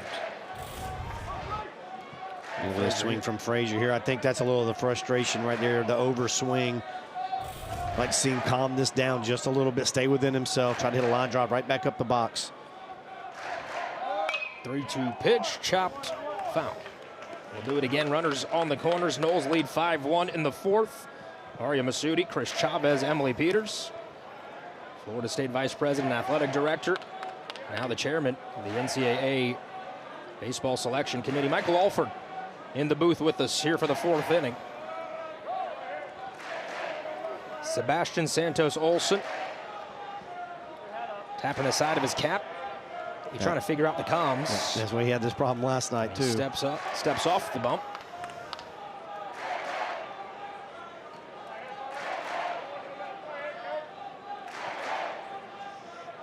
Full count to Frazier. On the ground to first. Sosa, oh, it's another error for Miami, run scores. Sheehan couldn't pick it. Not a great throw from Sosa, everybody's safe. 6-1 Florida State. And that's a situation right there for Sosa. You got to know the runner at the plate. You're not going to turn this double play regardless. He's playing where he is. He needs to come home with this baseball. That's just, you're not going to turn that play. Tough break right there for the Canes, but a big break for the Noles.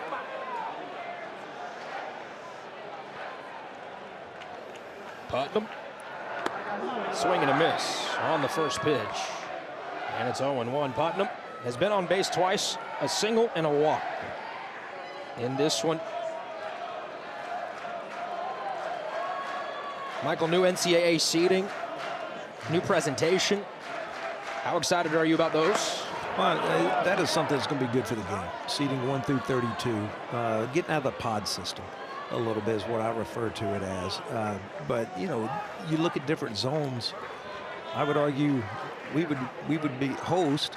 We would have UCF and Stetson and Jacksonville. I mean, we got hell of ball clubs in this part of the country. Oh yeah. And if you're in the Midwest, maybe that 3 and 4 aren't as strong as we face here. But this is going to make it more, let's say, level out all the regionals. When you're putting that 2 seed and you can go anywhere depending on where you sit in the system, it is really going to make it a little harder and level out some of these regionals a little bit, in my opinion, and we'll see how it goes. I like that. I think that's definitely some way, like you said, something to try, because that makes a lot of sense when you talk about the Midwest and even some on the West Coast, where you're right, you could get a 2 seed there that's not very good, and it makes it real easy for someone to go through that regional when other teams are over here struggling. It's not fair. And it's really going to put pressure on these teams. Now that we're going to pot them so you won't have another ACC team here as a second. So if they were to fall into that, we may move them up or 1 down so we get that balance. But all in all, it's really going to make, I think, a more competitive regionals out there when you have a 2 seed coming in from who knows where. I like that. I really do. That sounds really good. Putnam awaits the 2-2 from Santos Olson. 1 run in for the Noles in the fourth. That hits him, and the bases are loaded.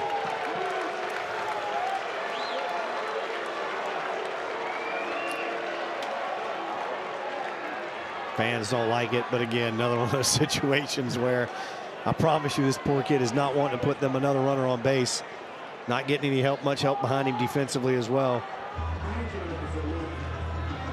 Michael, I got to ask you, how much value will you as a committee put on regular season versus conference tournament? How much can teams help themselves in this conference tournament week?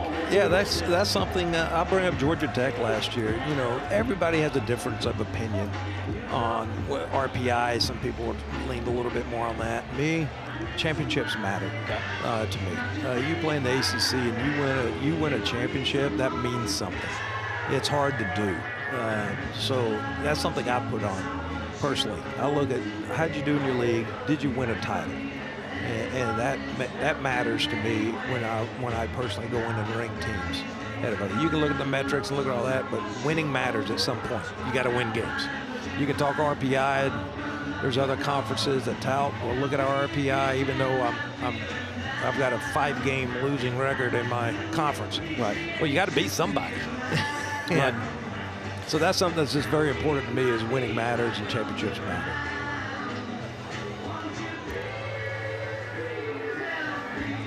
You look at all the different projections right now, right? And teams that look good in a certain aspect. Some feel like they've got the first few national seed spots sewn up, regional hosts sewn up. How much do you think is still at play as we go into the final few days of the regular season and then into conference tournament week? I think a lot of it's still in play, especially when it comes to your top 8. I think 4 through 12 are all still in play, pretty much to me. Then you look at the bottom of that and host. I mean, Miami is kind of there. We're looking at Wake Forest, has had a hell of a season, and they're right there on that host at home. And, you know, if they get to play in their park makes a difference for them. And if they get to play in their park at home, they're a different team. Yep. Totally agree. And so it's big for them to come in and get that opportunity, because if they have to go on the road, maybe not, but playing there in Winston-Salem, they're hard to beat because their offense is set up for that part. Much like Georgia Tech, they will host the whole way through, but their offense is so designed for that field, part. Yeah, for and us that part. So that's something that a lot of that is still in play. So it's an important weekend, and then just sitting there and seeing how teams perform in their conference tournament. I put more emphasis on the regular season than the conference tournament, but but we are sitting there looking at it. So you may sit there while we're seeding teams and say, well, the conference tournament doesn't matter, but you look up and you're talking about a team and they'll get blown out and run ruled up there, and it's kind of hard. But the perception of that comes into play some too. So you got to go perform well, because that's when we're in the room. We got all the TVs up. We're watching all the conference tournaments around the country. The reason I ask you that, ACC, SEC in the conference, teams get 12, 13, 14 wins in good conferences, and then you might aggregate with the conference tournament how many more wins they pick up. Do you guys value that as a total number of conference? Because teams like Pitt are wondering, right? Teams like LSU and Vanderbilt in the SEC, in terms of what can we do to make the best overall metrics for the committee? It is something that's important, and I go back, that's the one time you can look the part. We're in the room, we're all watching it, you play well, it may subconsciously get you up there. Yeah, because then that eye test starts coming into play. So it is important. It's important you go and perform well. That's one reason we went to a single elimination tournament. A few years ago, I want to say it was my first year, we were in that pod system in our conference that nobody could figure out, and Louisville was on the cusp. And I'm in there fighting for it and saying, hey, guys, this team deserves to be in. And they went there and went 0-2. And it really kind of hurt them. Where now you protect the top seeds. And that was so important.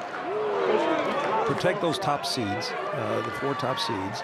Protect really 8, in our opinion. So you got 8 that are really right there. And then let other teams play their way in and go to that single elimination. You didn't, someone like ourselves, and go there and let's say we have a bad couple of days and we go out 0-2 in that pod system, well, that would hurt kind of what you did all year long. Big strikeout there for the new pitcher, Eric Peralta of McCully. That's actually a huge strikeout right there for Peralta. I mean, that was a situation where, as a hitter, man, I just need to get this ball in the outfield. Great breaking ball from Peralta there, good location. Peralta coming in here actually has a really good strikeout to innings. He's had 11 strikeouts in 6 2/3. Now sitting on 12 and 7. So it'll be Cal Fisher at the plate for the Noles. Seminoles have loaded the bases 2 innings in a row. As that one off the plate, we're talking with Michael Alford, Florida State Vice President and Athletics Director, also the chairman of the selection committee. You see Cal's numbers on the year and tonight, 1 for 2 with an RBI. Peralta yanks that one, and it's 2 And I think Florida State fans would want me to ask, if you had thought after Miles Bailey got hurt that the Noles would be in a position to potentially get a top 8 national seed. First off, as the athletics director, what would you say? Second off, what stands out about Florida State's overall resume?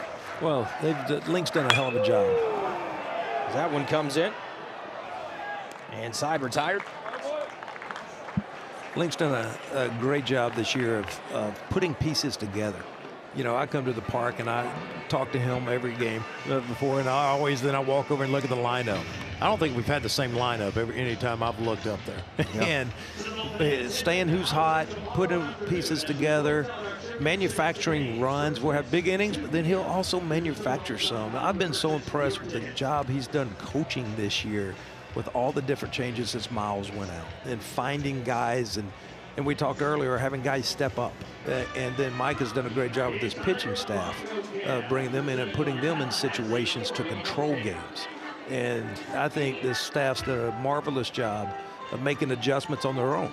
Players are going to make adjustments, but the staff made an adjustment too to how they were going to go about the season. And it really has put us in a top place now to compete for one of those top 8s. You know, this is Florida State baseball. You're always going to be in contention. But really, to see the job that he's done and some of the young guys, Studs coming in on, and McCauley coming up here late in the season and coming up with big hits, has really put us in position for that possible national seed. There'll be a number of teams that are up for those final few spots, including teams like Southern Miss, right? How do you guys evaluate mid-majors? You talk about watch the games, use the eye tests, but the game is growing, and we're getting good baseball being played in every quadrant of the United States. Correct. Southern Miss has had a great season. They're tied for first right now in their league, and is coming down to the wire. So you're also looking at them, okay, if they don't win it, where do you put them as an at-large? Where do they fit as a 2 if they're not one of the top 16? You wouldn't want to see them as a 2. I can tell you that right Absolutely now. not. If they're coming to your place. Yeah. But, you know, they're right there. And for you go back to their tournament, finish strong. You know, show the committee, finish real strong on the season, and I think that's very important.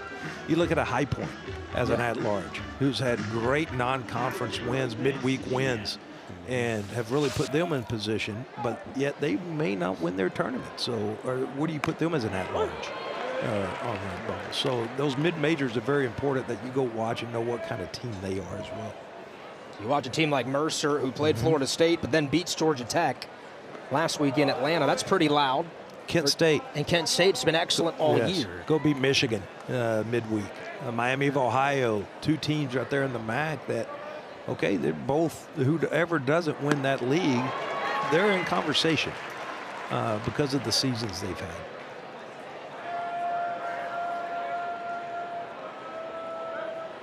Top of the 5th from Trey Beard.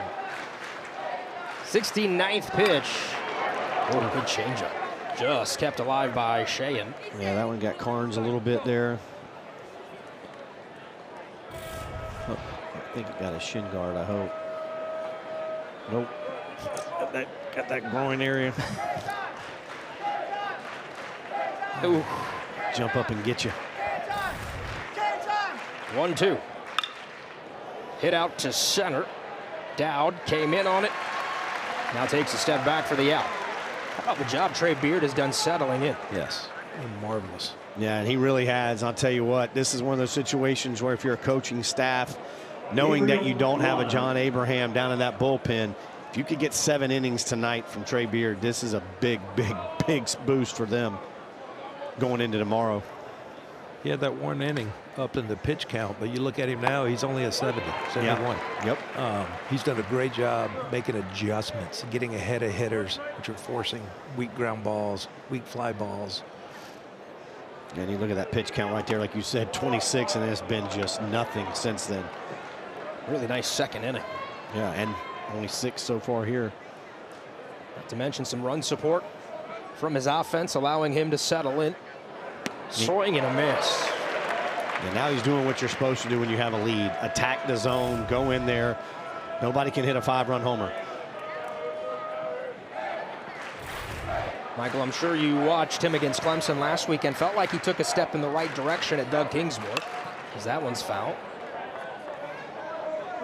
He has a chance to be pretty important for the Noles. I liken it to Carson Dorsey a few years ago, who ended up being one of Florida State's most important pitchers down the stretch.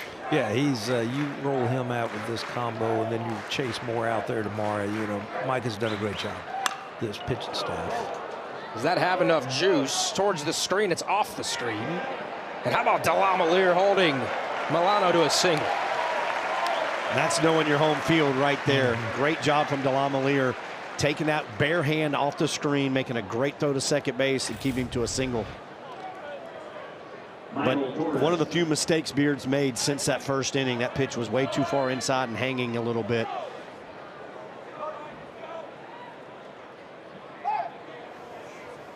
On a 1-2 pitch as well, huh? Yeah, not where you want that breaking ball. Up and into Torres, who had a ground out in the third inning. Michael Torres playing center field.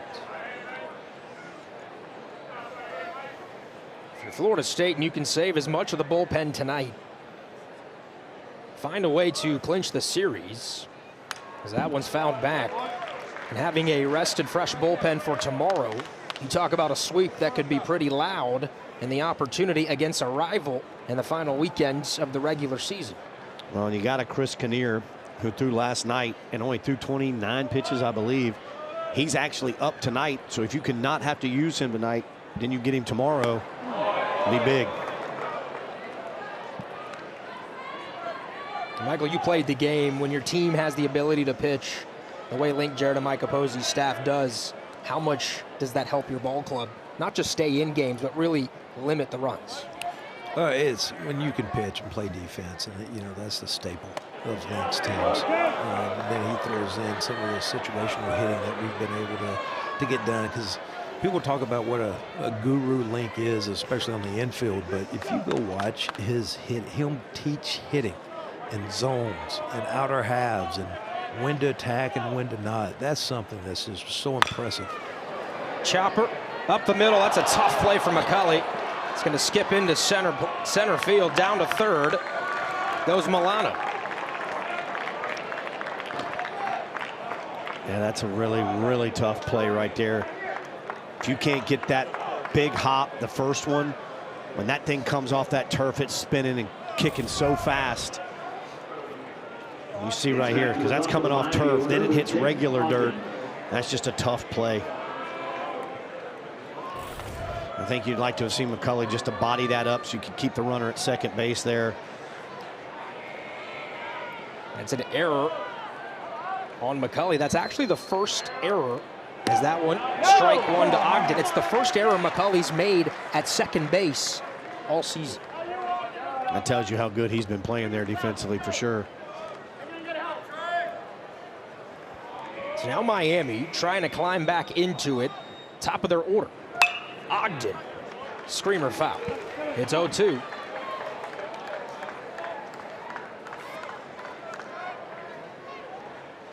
McCulley moves so well for his size. Correct. 6'5". He moves like he's 5'5". He's in soft hands. Yep. He's really impressive. Swing and a miss. Ogden goes down on strikes. 2 down in the 5th. That's 7 punchies for Trey Beard. Yeah, great change up here from Beard. Starts it at the bottom of the zone. It just keeps going down. Great location. That's the second strikeout for Ogden on that pitch today. And now Beard just one batter away from escaping the jam. It's against Max Galvin, who's reached base against him twice. One on a home run, but the other on an infield single, the check swing to second base. Talking to JD Arteaga, he said, you know, when Galvin's playing well, that's when the Canes offense is at its best. Not a bad pickoff move there from Beard. He's definitely playing well today. Not just at the plate, defensively robbing I still say robbing a home run. I think it would have been out, but it was close. Either way, great catch nonetheless. 1-0. Back to the changeup. And it's ripped foul. 1-1 to Max Galvin. Again, I don't ever think when Beard, we talk about when he's been giving up the long ball, it's not so much his stuff, it's location of the stuff. That's not where you want that pitch right there.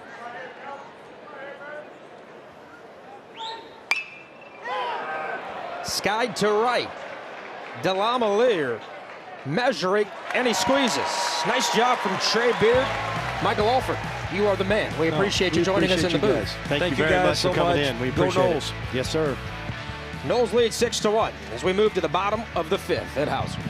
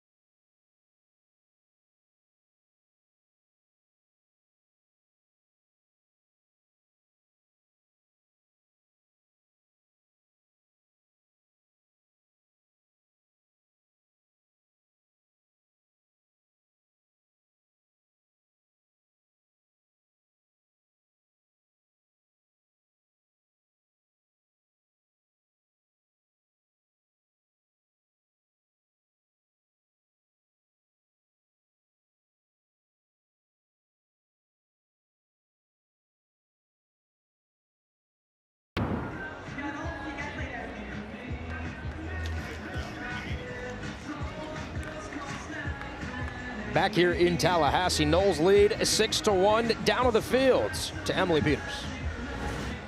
Miami finding themselves in very similar territory the Noles were in last night. And of course, we talk a lot about postseason implications at this time of year. Depending on how this weekend goes, there's a lot of different scenarios. And for Miami at this point, a sweep is out of question, right? But all of that aside, a series win would prove a lot for the Canes. Coach Arteaga said, I feel like we haven't gotten the credit we deserve this season. We went on a run, won a lot of games, won a lot of series. I feel like we haven't gotten credit for that in Aria. Coach Arteaga has a lot to prove here in Miami. Yeah, I think this season especially, you know, for Miami coming off of a super regional berth last year, 1 game shy against Louisville. And JD was talking about, you know, he's like, we played some of our worst baseball this season in the regular season at the end and then figured it out in the Hattiesburg Regional when we beat Southern Miss and a good Alabama team that was in that regional as well. But for Miami, the expectation is similar to Florida State. I mean, they got 4 national titles, a ton of Omaha appearances. I was going to say, it's every bit of what it is. That's the expectation for the Canes in the 305, and he knows it. He's been a part of those teams. Yeah, he has, and that's the thing. So, you know, they've been kind of hit a little bit with injury bug too. You know, they lost their big gun in Cuvée with a little stress fracture in his back. So they've lost a big one, a big stick that would help them offensively. But like you said, the defense has just kind of been letting them down a little bit, as well as that bullpen. Well, at times the defense has been just unplayable.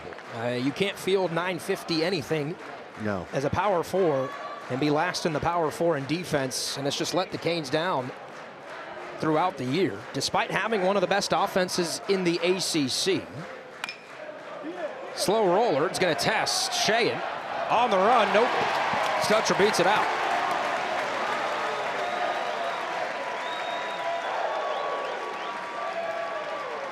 And that one, that time, there's nothing Sheehan could do. He actually got rid of this ball quickly.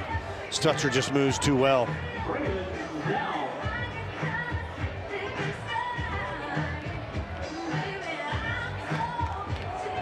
Third time on base for Stutzer.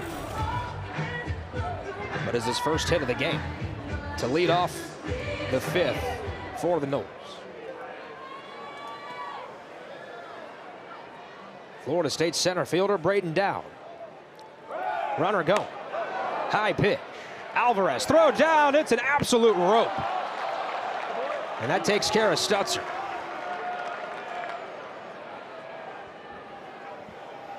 Is Florida State going to challenge that? I think they are, but like you said, this is just a great throw. Good pick by Sheehan, too, and just puts the tag perfect. It's time for a thumb stop. Second look. That is close. Now there, right there, I thought he had got his hand before there. This actually might be a bad challenge. That's close. All right. Now looking at that last angle, I thought he had been tagged before his shoulder.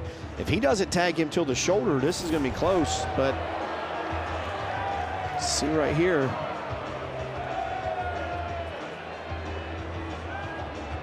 I think he got him. Right on the noggin. I think he just got him. But closer than I originally thought, though.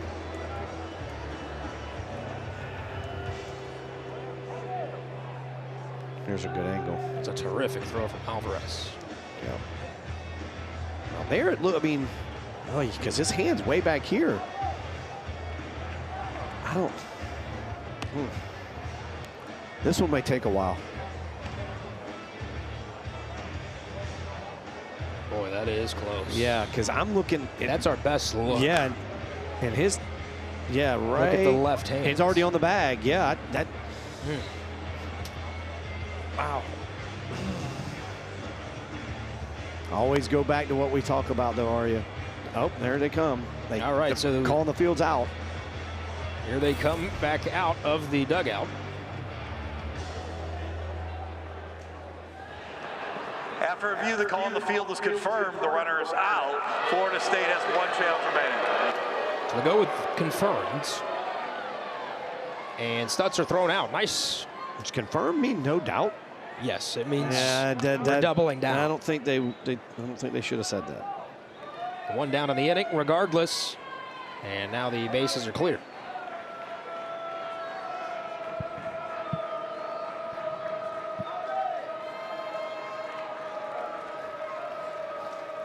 (1-0) to Dow. Inside 2-0. Eric Peralta on the bump for Miami. Righty from Brooklyn, New York. One of the boroughs of NYC. True freshman. A lot of young arms for Miami. Really had a chance really to talk about Peralta. Big kid. Let me tell you what, they eat well in Brooklyn, New York. At every part of the day. Breakfast, lunch, dinner. Brooklyn is where you want to be. As a 4-pitch walk to Dow. We're saying another walk for Dowd. Right fielder number 23, Rory Lavalier. All the number of Miami relievers getting opportunities against Florida State that are true freshmen. It's been a while. They've had a lot too, like you said, a lot of young arms that have come in and shown some good stuff.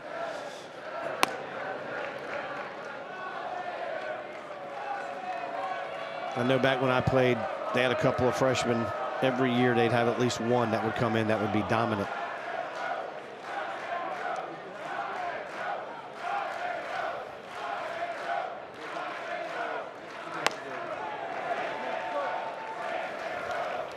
Lamalier ahead 2-0. Animals really letting them have him right here. Six balls in a row.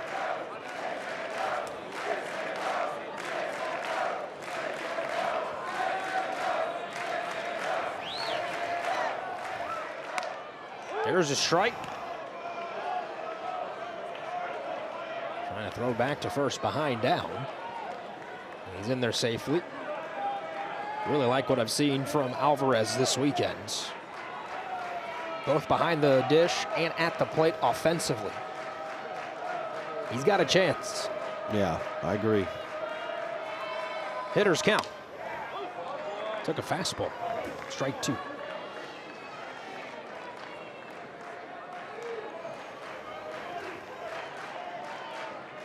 Lamalier riding a 15-game hit streak. One down in the inning.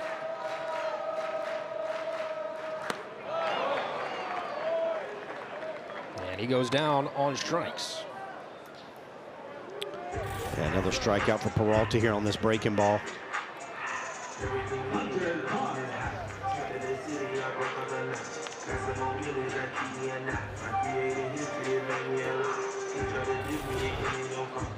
2 outs for Peralta. He's got a couple of strikeouts as well.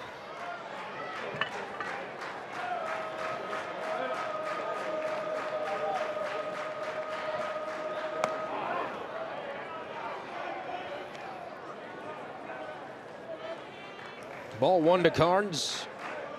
Home run in the 3rd and a single in the 4th. He's had 3 terrific at-bats. His first inning fly ball was caught leaping up against the wall by Galvin. And we've seen these waves right from Hunter Carnes. As we look back at the home run, Chavi, it's a good swing here. It is. And it shows you backside power. And then his last hit was backside as well.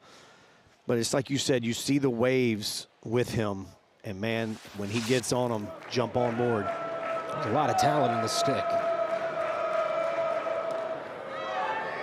When you project Florida State offensively, right? This is it for regular season. We're turning the page to postseason. As you talk about guys, candidates to get hot and carry you through a run. Delamalier, yes, is one. Carnes has to be another one of those candidates. Absolutely, with Dowd. Breaking ball misses high. And then if you get Stutzer, who's now put together 200 at-bats in his rookie season, to really figure it out at the plate, nobody's replacing a Miles Bailey. That's one of the best hitters in college baseball, but you might have just enough with the way that you pitch. Yes. To be able to make a deep run, especially if that path is through Tallahassee. Another throw down. Dowd is safe.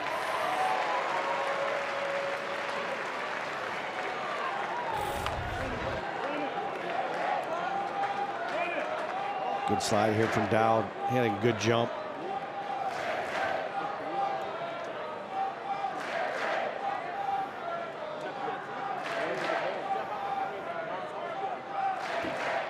Peralta's 3-1 to Carnes. And therefore a strike. And the count is full. Runner in scoring position. Braden Dowd. Carnes. You have to think he's going to get another one here with a base open. Awaits the 3-2. Peralta. Breaking ball inside. And it's a walk for Hunter. Has reached base 3 times today. Last couple of innings, Florida State has kind of toyed with blowing this thing open. Miami's made enough pitches to limit the damage to keep it at 6-1. Yeah, we've definitely left a lot of people on base, the Noles have.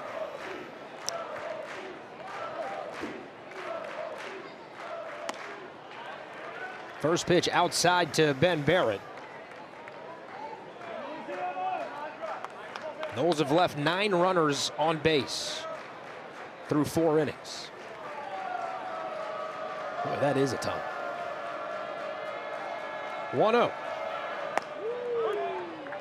Fastball for a strike, and the count evens.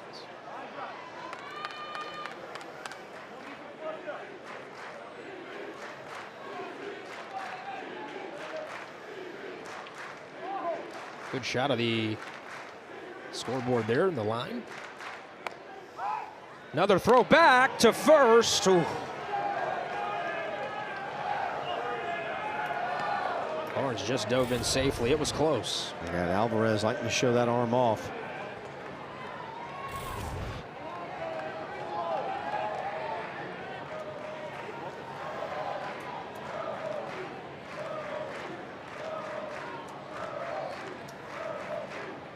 And the 2-1. Now 3-1. Gabe Frazier is on deck. Squirted away from Peralta. There's Frazier.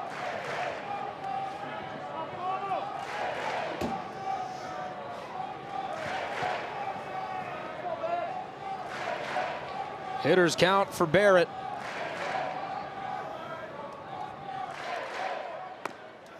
And it's ball 4. All of a sudden, Peralta's kind of lost it here.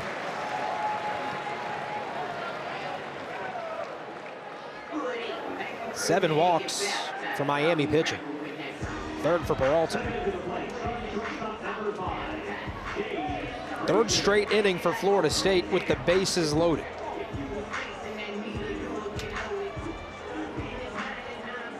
Florida State did scrape across 2 runs in the 3rd and 1 in the 4th. As Alvarez will make a trip to the mounds. You kind of get that feeling, right? Miami's on the ropes. Yeah. One big swing from Florida State could be the knockout. Yeah, they hadn't had it yet. At some point, you have to feel like it's got to be coming. Now, if you're Miami, can you take something from last night's game? Or if you can keep your team in it just long enough, it gives your offense an opportunity to come up with something late in this ballgame. Yeah, I mean, it's still, I mean, you say late, it's still only the 5th. So, I mean, they've got 4 more at-bats. I mean, if they can somehow get out of this one without another run, scrape a run or 2 next inning, they're back in the ballgame. Inside to Frazier. He's been hit by a pitch twice and rounded into a fielder's choice in the 4th. If you're Frazier here, it's kind of similar. We've talked about certain other men. You're sitting fastball right here. You're looking for one pitch that you can drive. Fly ball, foul territory. Milano nearing the gate, and it's foul. Packed house at Hauser. Yeah, and he got the pitch he was looking for. He was just late.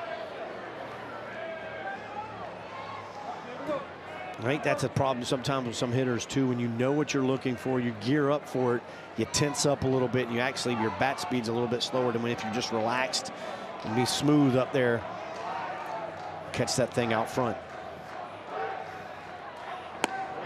1-1 swing and a miss. Good pitch from Peralta there.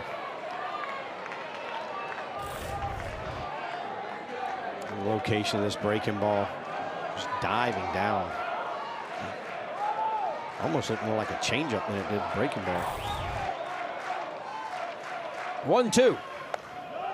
Outside, 2-2.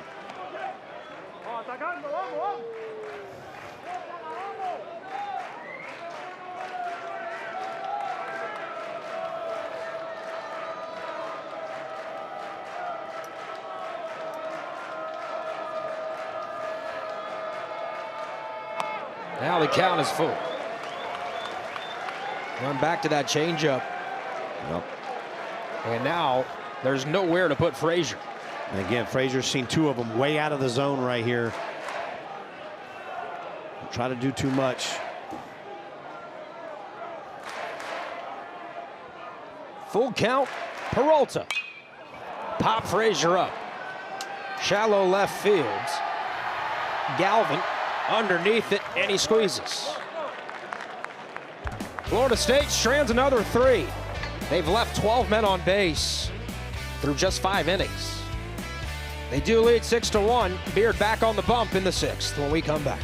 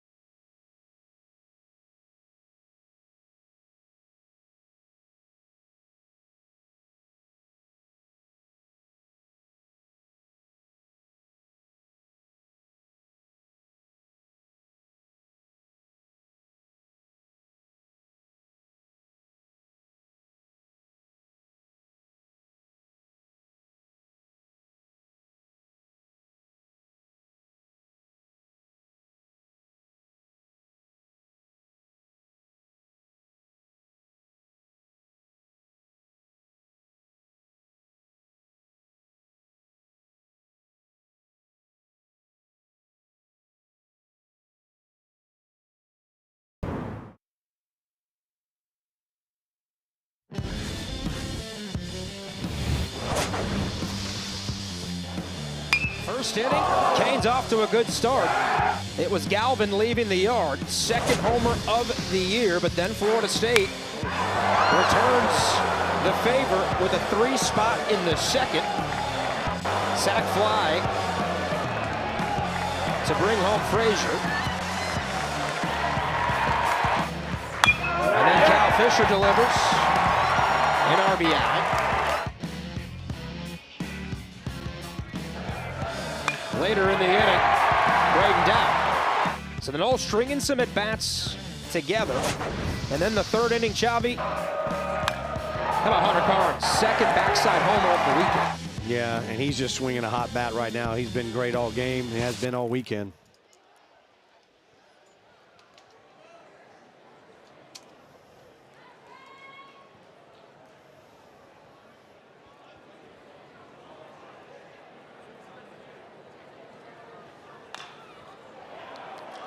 Base hit here for Derek Williams to start off the 6th. A good piece of hitting, fighting that fastball off. Really kind of jammed him up. Was able to keep his hands inside and drive it to right field.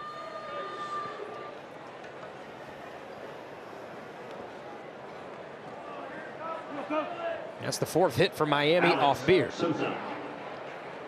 And again, if you're the Canes, you're down 6-1, but it feels like you're down 14-1. You look up at the scoreboard, 6th inning, 4 at-bats left. You're still very much in the ball game.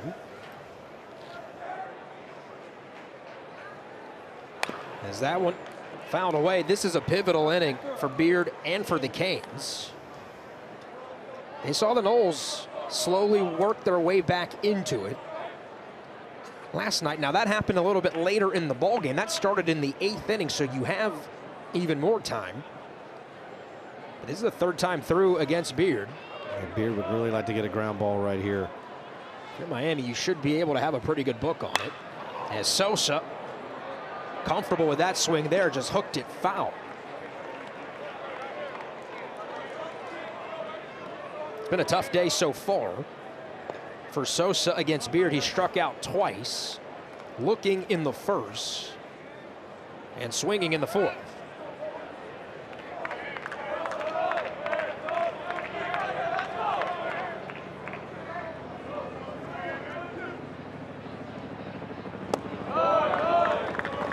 Good pitch. Good job from Sosa laying off. Sosa with Miami this season. Hit 3 home runs opening weekends to announce himself to Hurricanes fans everywhere. He even hit a home run this season against his old school, NC State. He launches that one 2-2. Incredible game 3 against Louisville last weekend. Sosa 4 for 5, 2 homers, 5 ribbies. On his way to ACC Player of the Week honors. Talk about guys who could get hot for a team in the postseason. Sosa fits the bill. Yeah, and he had a great game yesterday as well to start this series off with 2 knocks. With the last name Sosa, you better hit. Yeah, right.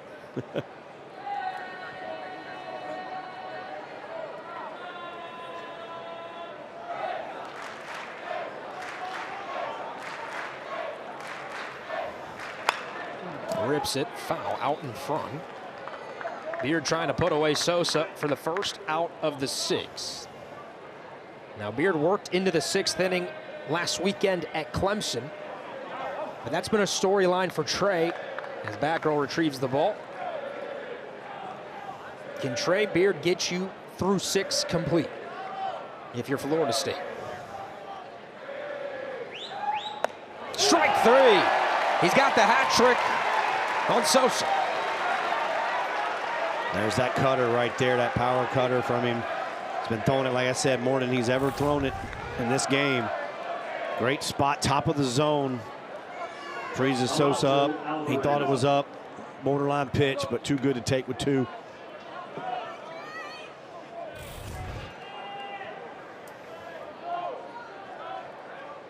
One down, Alonso Alvarez. Pulls it foul down the 3rd base line. Alonso strikeout in the 1st and a ground out in the 4th.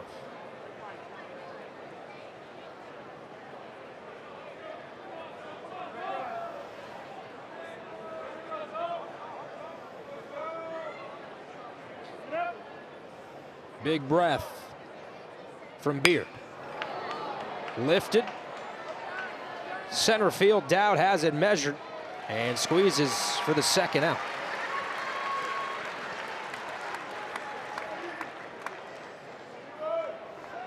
Last couple of weeks for Trey Beard. 5 1/3 against Clemson, 4 innings at Stanford, 5 1/3 versus Notre Dame, 4 2/3 at Georgia Tech, 5 innings against both Virginia and Duke, 3 2/3 against NC State. That one's dribbled foul. Matter of fact, if he can get through this inning, it's his best start since Wake Forest on March 14th. And really the first start that he had all year that they took the leash off of him on his ramp up, as Beard got severely sick early in the year and had to miss the first month of the season essentially. And now he's ahead of Wes, 0-2. You remember that night in Winston-Salem, Chavi, 6 2/3 against a very good Deacons team. 1 hit, no runs, a walk, 14 strikeouts. 14 punches, yeah. He was outstanding. Hasn't quite found it since the same way, but this has been a step in the right direction. Throw down, tag, yes sir! He's out.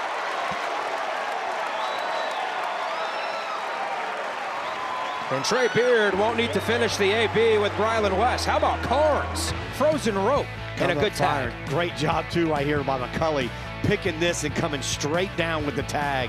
Great job all the way around. Good baseball. Knowles get back in the dugout still with a 6-1 lead.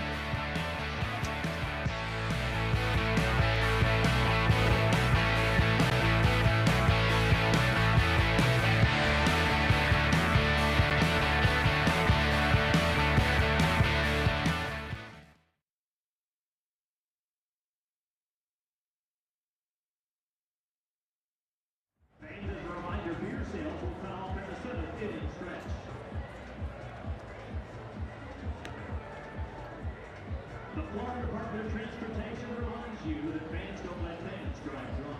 Enjoy your time with friends and family. Enjoy the game, and make sure you designate a sober driver or plan to catch a ride service. Drive sober or get pulled over. Have a great evening and drive home safely.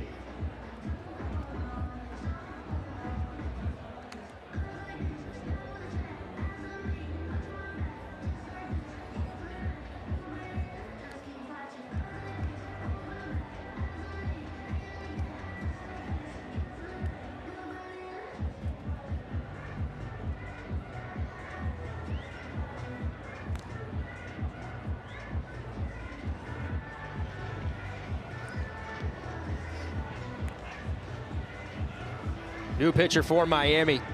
It's the junior from Gulliver Prep. He's a 305 kid. It's Brixton Lofgren. Second year with the Canes, began his collegiate career at Fordham. There's that NYC school again. Another NYC reference. Pretty good numbers for Lofgren on the year.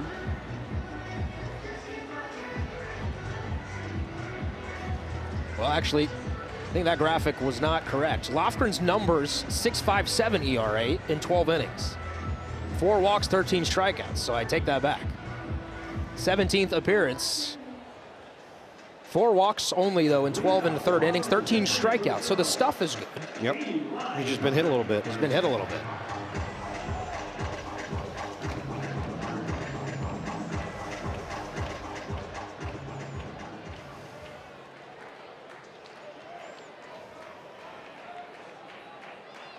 Florida State sending Putnam, McCulley, and Fisher, bottom of the order.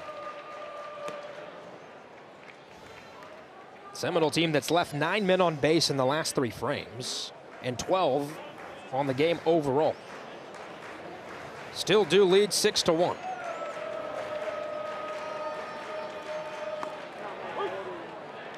One-0 strike, and it's 1-1.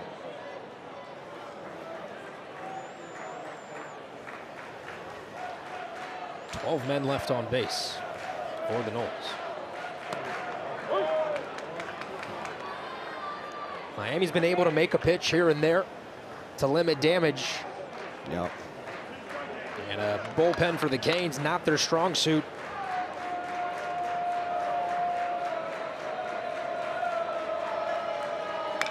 One-two foul away. That foul ball is presented. Not sure Glidewell will be available tonight. He went north of 40 pitches last night. So. Maybe he could throw again tomorrow. But that was the bummer for Miami. Glidewell had been outstanding all season long, an ERA just north of 1 in ACC play. Just didn't have his stuff. Yeah, in conference, he'd really been lights out. He got pummeled. That's a nice way to say it. Putnam down on strikes. A good pitch right there from Lofgren.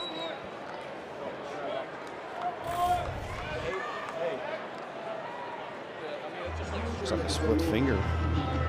Carter McCulley.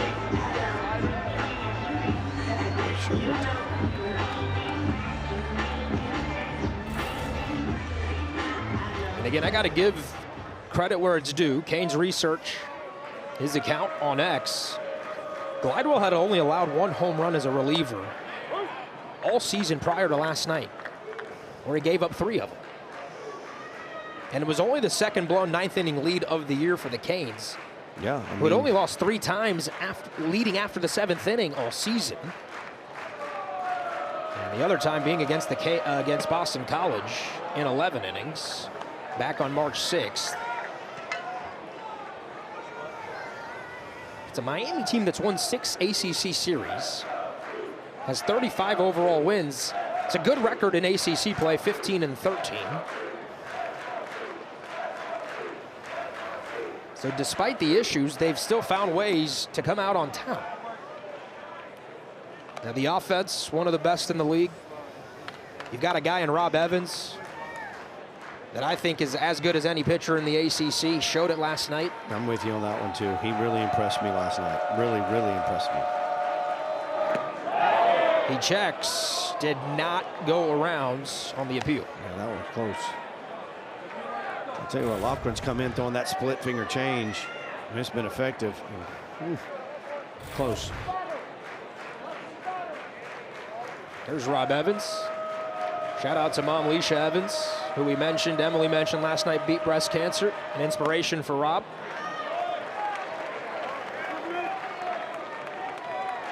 Leisha, your young man, was an all-star last night. Really good. I think he's been an all-star all year. He's also from New York City. Yeah, another New That Yorker. theme keeps coming around. Yeah. Miami going up north. 3-2. It's a walk from McCulley. Good AB.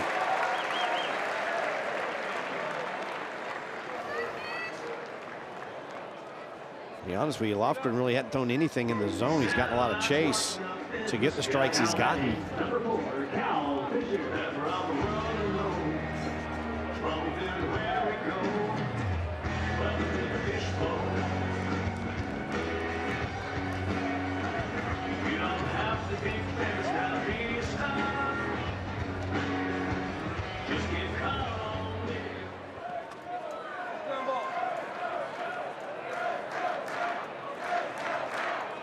One on for Fisher. Low for a ball.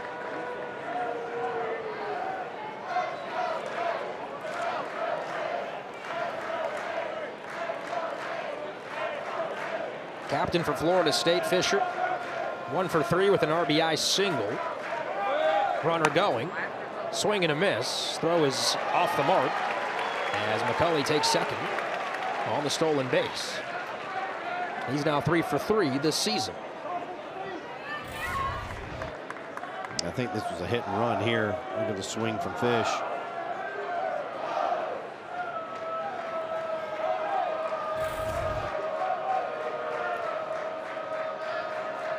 Runner in scoring position, 1 down. Fisher shows bunt, fouls it back. Florida State radio play-by-play man Eric Llewellyn showed me a photo earlier today before the game on Eli Putnam's heroics. There's a picture of Fisher. If you zoom in, he's jumping off the railing of the dugout. Yeah. And this is a kid who got pinch hit for in the game, essentially for what Florida State was hoping for someone who would have a better shot to get in at bat, and that shows leadership. As he rips that one foul, heads up. Look out. Holy moly. Turn and burn. Some smiles in the Miami dugout there.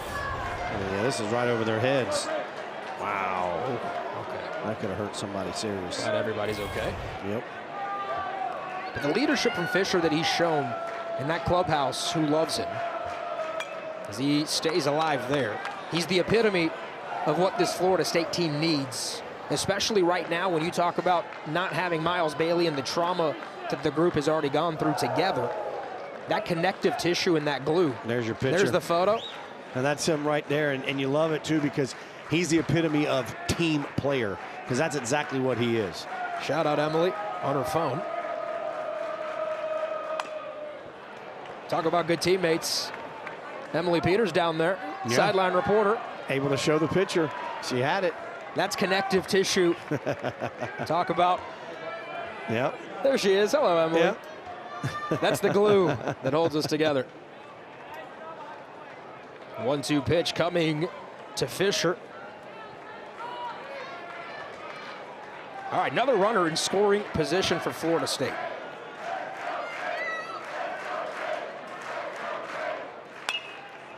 And Cal, if he straightens that swing out, might have been able to do some serious damage. Yeah, but still, either way, it's a good at bat right here for Fish.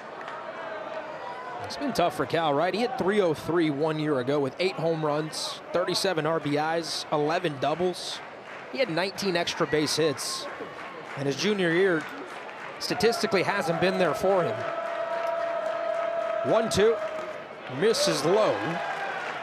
And when you talk about, again, that connective tissue in the glue, if he finds a way with some key at-bats, had an RBI tonight, a single in the 9-hole, he's the type of player at the bottom of your order that can really propel your team in the postseason.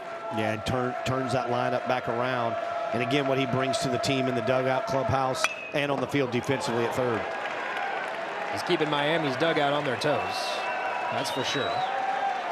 And you see right there, 10th pitch of the AB. And you're telling, hey, field's that way.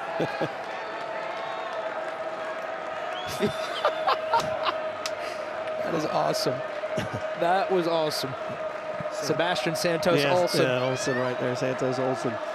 He's like, listen, I'd like to go back to Coral Gables in one piece. Yeah. 2-2.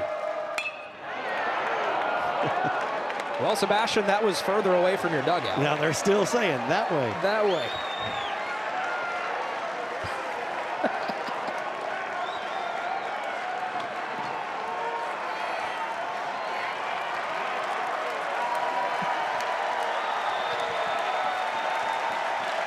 Eleventh pitch of the at-bat. Hauser appreciating the battle going on in the box. Again, pull side, foul ball. He is making Lofgren work. Yeah, he's seen enough pitches as 2 quality at bats. Listen to Hauser chant, "Let's go Cal." He gets a hit right here. This place is going to erupt. Lofgren trying to put away Fisher with a man in scoring position. He steps off, checks the pitch comms. You see his teammates urging him on.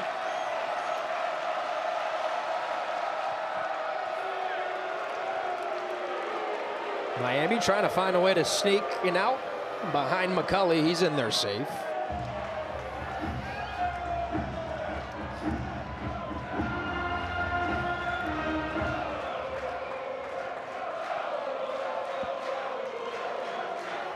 McCulley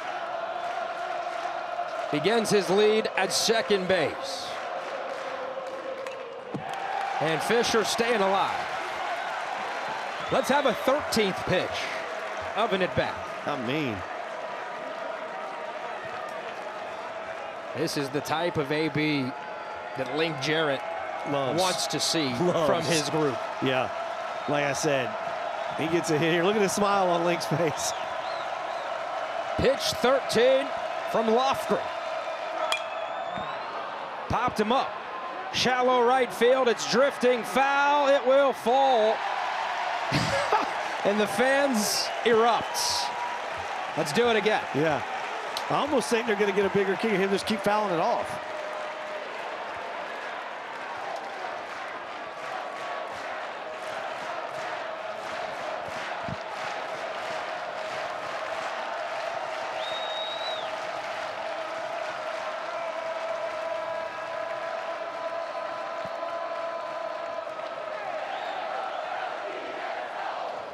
Give Lofgren credit, too. He keeps coming and attacking. He does. It's just a great battle between pitcher and hitter. 25th pitch of the inning for Lofgren, 14th to Fisher. Drives it into left field. It's cut off by Galvin in the gap. That's a good AB from Fish, and the crowd loves it. He hit that ball 97 miles an hour exit velocity. Galvin hadn't played well and took away that gap. And good job, though, from Lofgren, too. Never giving in. It's just a good battle, good baseball.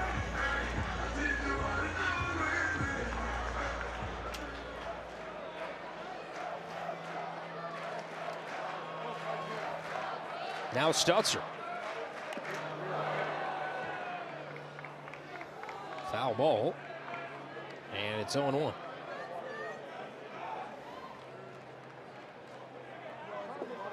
Florida State 3 for 13 tonight with runners in scoring position.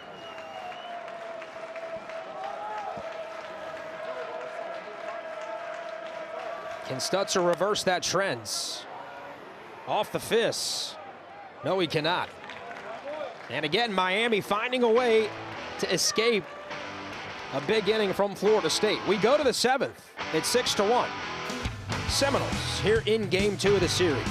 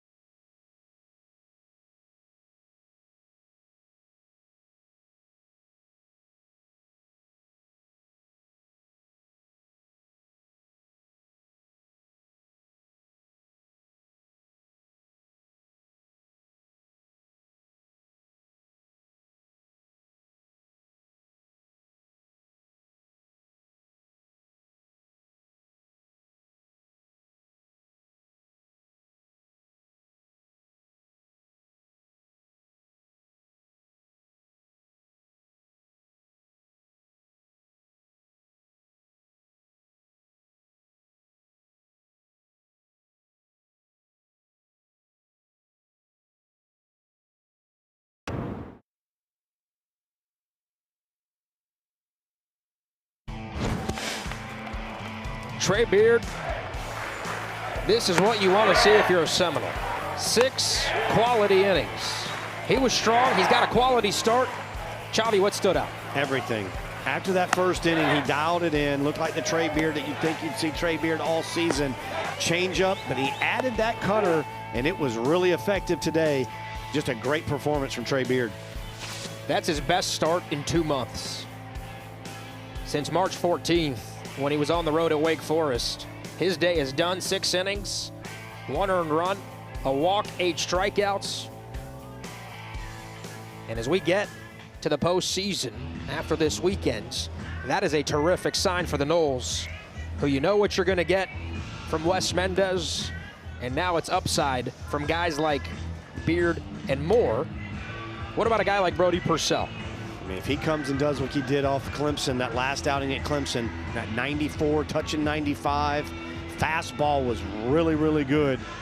I think that's when he's at his best, when that fastball command from him is down in the zone, and then he can go to that breaking ball of his.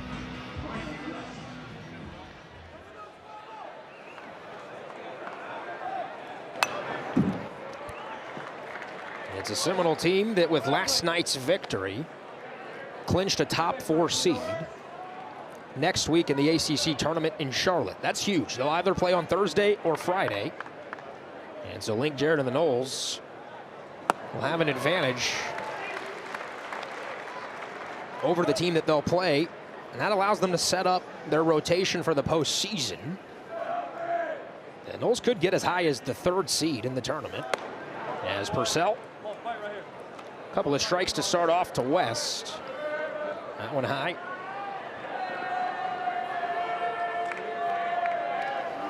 Brody, deep breath. 1-2. Another fastball. And fouled back by West. What's the tell for a guy like Purcell, knowing if he's got his good stuff or not? That right there. Being able to get the fastball down in the zone when he wants to, elevate it when he wants to, look like he's in command of it. And then he can drop that breaking ball in on you right there. Throws West for the first out on the backwards K. You see this breaking ball in, just freezes him up. Hadn't seen anything but fastballs. Gets the breaking ball, locks him up.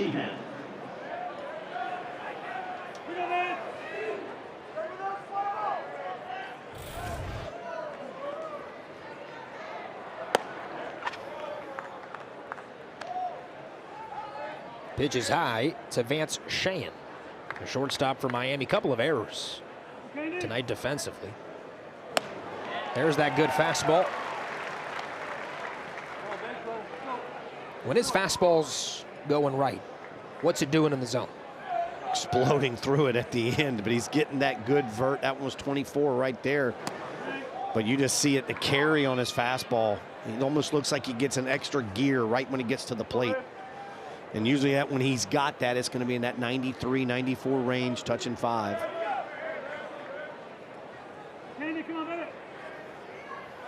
2-1, strike 2. To Shane, you mentioned the Clemson outing in game 3. We'll take another look at that fastball. Yeah, just dot in the outside corner. Strike 3, inside corner. Back to the hitter.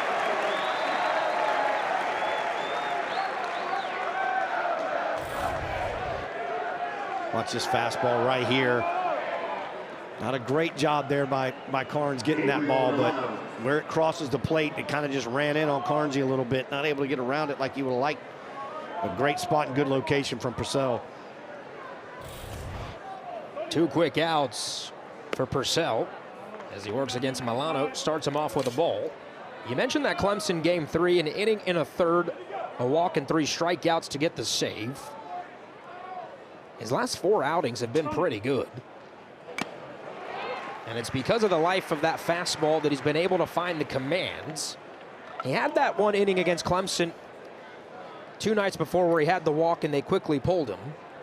But prior to that, 3 scoreless against JU in a midweek and a scoreless inning against USF the week prior in a midweek. So maybe Purcell trending in the right direction for Florida State. Again, no John Abraham this weekend against Miami. Now 1-2. We don't know how long Abraham will be out. Now you would hope it's not too long, considering he's one of the best relievers in college baseball. Yep. 1-2. Check swing. Appeal down to third. He did not go around. Good job by Carnes blocking it up, though. He thought he might have got the swing. He was hustling there to get the ball. Seminoles have really picked up the slack behind Abraham's injury. Can Purcell do it here? Swing and a miss to the changeup. That's pure dominance from Brody Purcell. He strikes out the side. I'll tell you what, he strikes out the side with everything. First batter, let's go with the curveball. Second batter, let's go with a heater. Oh, and by the way, I got a changeup. Here it is to the third guy.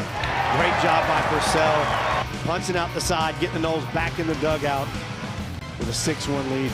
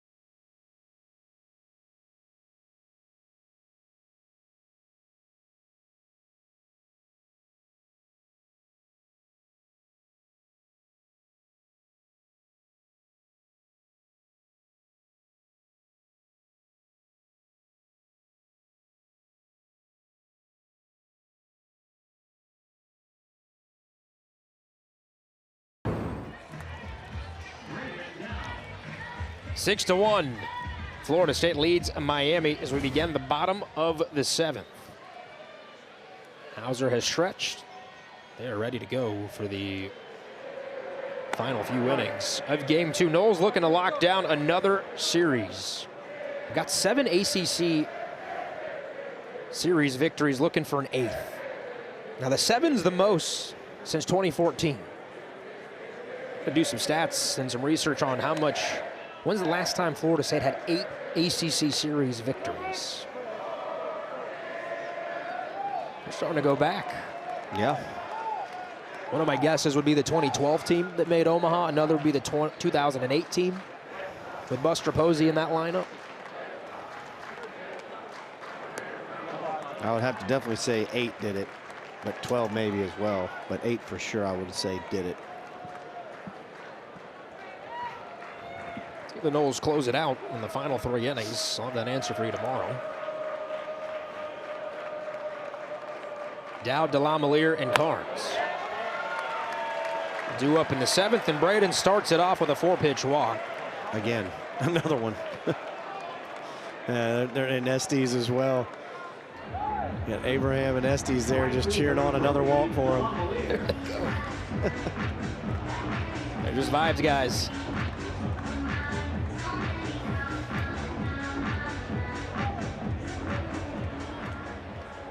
Talking about vibes, guys. There's Michael Goldstein. Oh, my goodness.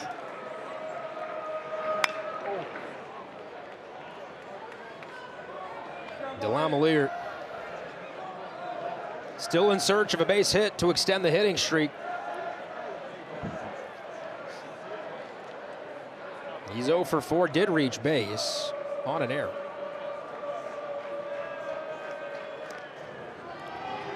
Dowd sliding in, safe under the tag.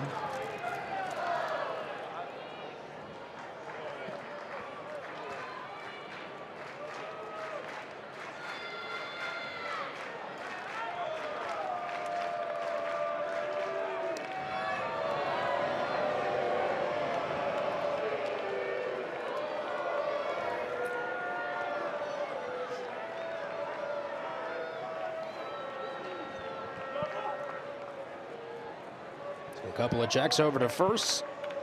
0-1. Fly ball, shallow left field. Coming in on it is Galvin. And he's got it for the first out of the inning.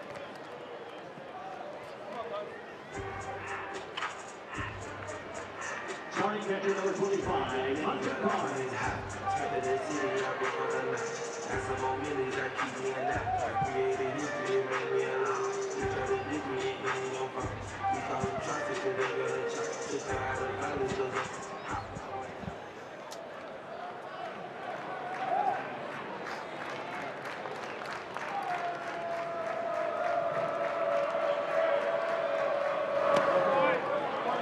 Carnes ahead 1-0. It's been a strong night for Hunter Carnes, the catcher. Solo home run, single, and a walk. The only time he's been retired.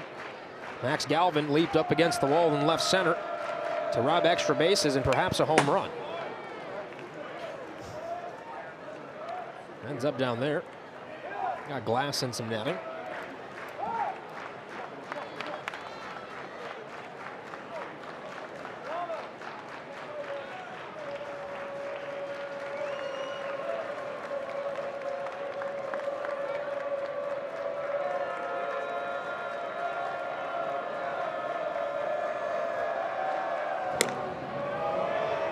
Third check over. No doubt in the inning.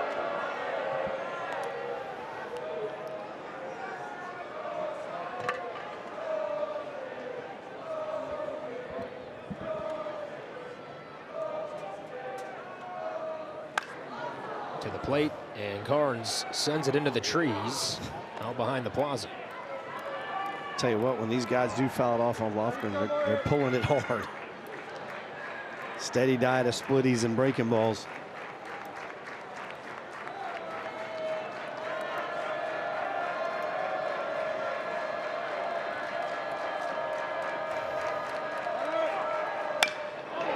Another screamer, heads up, Souvenirs It might sting. That one caught that fence right there, saved a few people. There you go.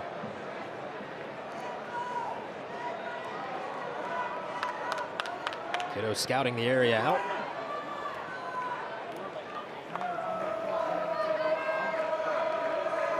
You got to learn negotiation tactics. That's right, especially when an adult gets it. I can get my dad to get you a beer.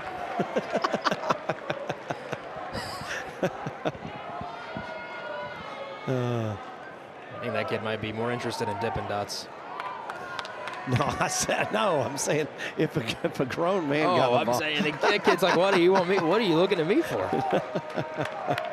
Give me some popcorn. 1-2. And Carnes fouls it off. Then they called a ball.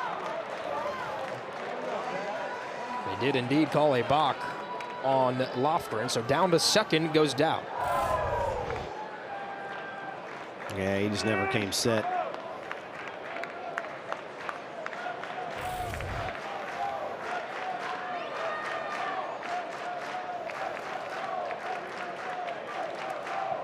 One, two. Gets Carnes swinging. Nice off-speed pitch. It's that splitty. When he gets it down right there and doesn't leave it up like that.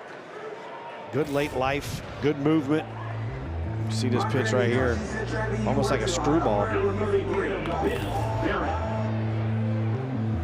falling in and out of cause don't worry, I'ma get it, Granny.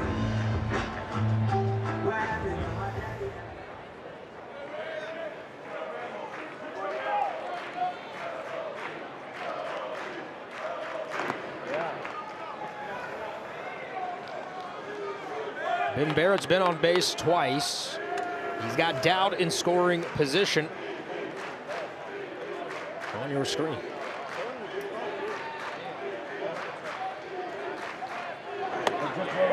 One-0 finds the inside corner on the breaking ball.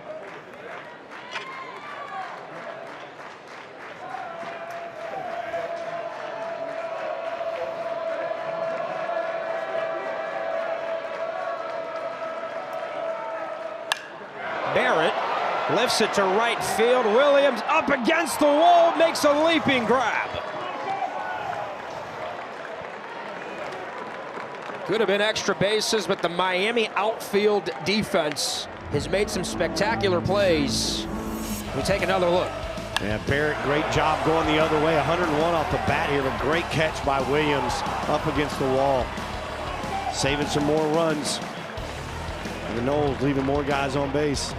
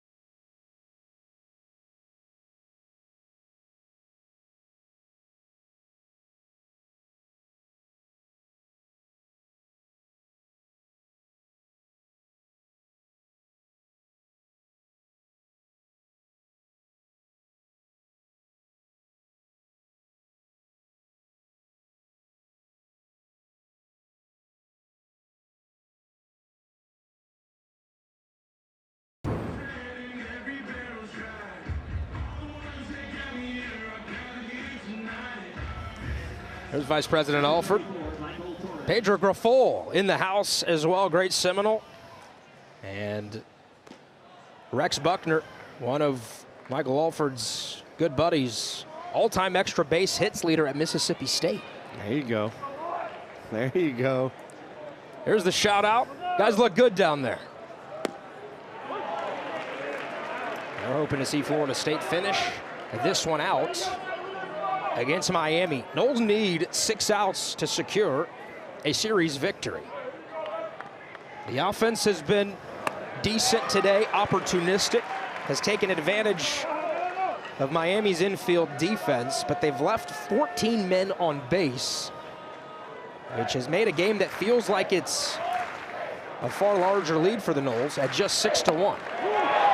But when you got pitchers like that, that might be just enough. As Purcell, another strikeout. He has K'd all 4 Miami batters he's seen tonight. Yeah, there's that breaking ball that he throws something. When he can get that pitch up at the top of the zone, it's tough for a hitter because it looks like it's going to be a ball, and then it just catches that top of the zone right there.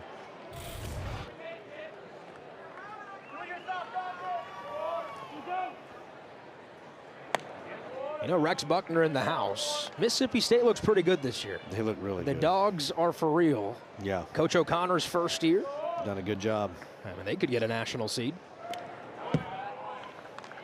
Noles and Dogs played in Pensacola in fall ball. Yep. Split that 2 7-inning games. Yeah. That was a fun day, and something I think the Noles want to do is playing in Pensacola. Yeah, that was Auburn the year before, right? Sure was.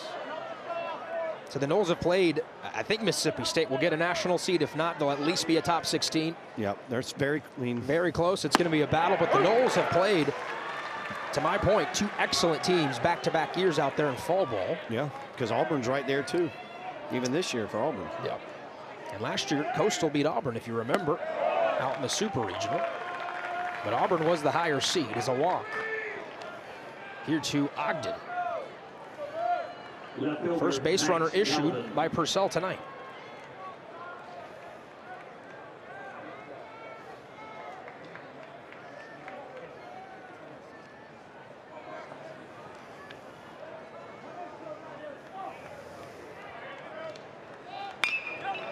Chopper, that ball had eyes. As Galvin through the 4-hole.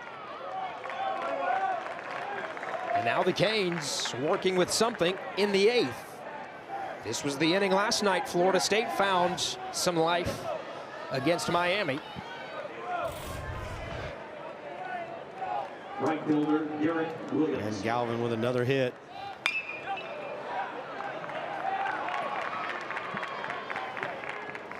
Third of the game, right? Yes, it is. Yeah, because that other one was the swing and check swing was still an infield hit. And this is who you want up if you're Miami. Part of your order with Williams and Sosa and the hot-hitting Alvarez.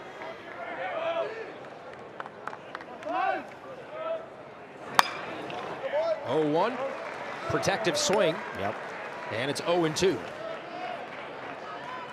So, Javi, take me through a pitcher's mind. You give up a walk, and then a weak single. How do you lock back in? What's that mental battle on the bump? Well, right now you see what he's done. He's gone and gotten ahead with the fastball right here, 0-2. Now it opens up all kind of doors for him. Love that. Now he can either go with a fastball again and try to dot it out here on the outside corner, or go with that breaking ball, which he hadn't even thrown to Williams yet.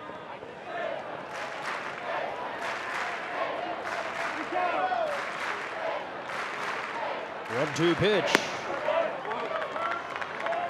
Outside 2-2 on the off speed. Robust batting average for Williams. Has hovered around 400 this season.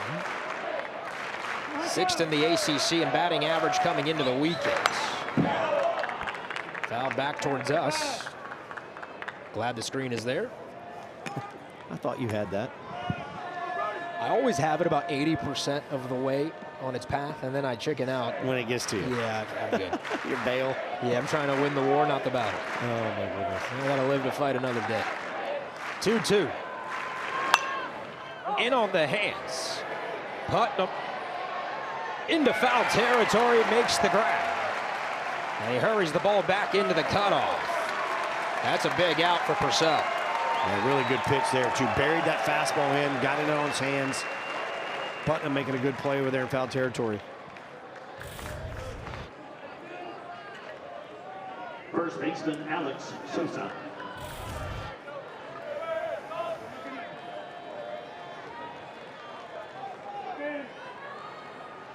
Alex Sosa playing first base tonight. He is out the plate. He's 0 for 3. And he's probably thankful to not see Trey Beard, as he'll get his first crack against Purcell. Now a righty-lefty matchup. Aggressive first pitch swing. And it's 0-1 on the foul.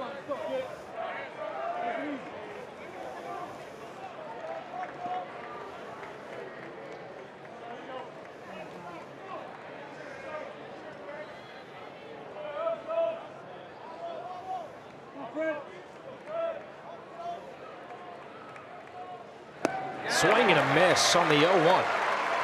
Went to the change. Back-to-back changeups right here to start Sosa off.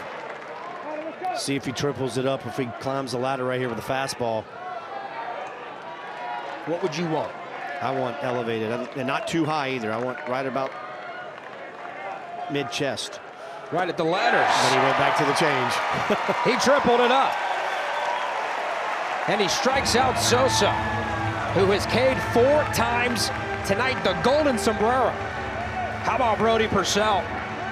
Looking the part out of the pen for Florida State. And that changeup has been real effective tonight. Able to throw it 3 pitches in a row to get out of the jam. Keep this score 6-1.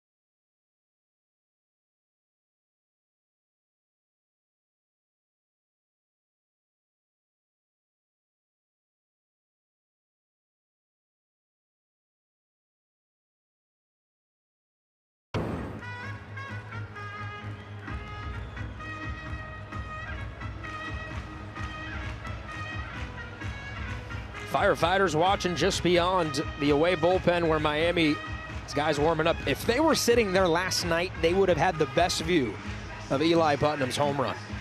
It either would have knocked one of them off their perch, or I think it would have been over. Right over them. I think it's way over. I think them. well, that is true, because that's where the bus was. So yeah, it definitely would have gone over them.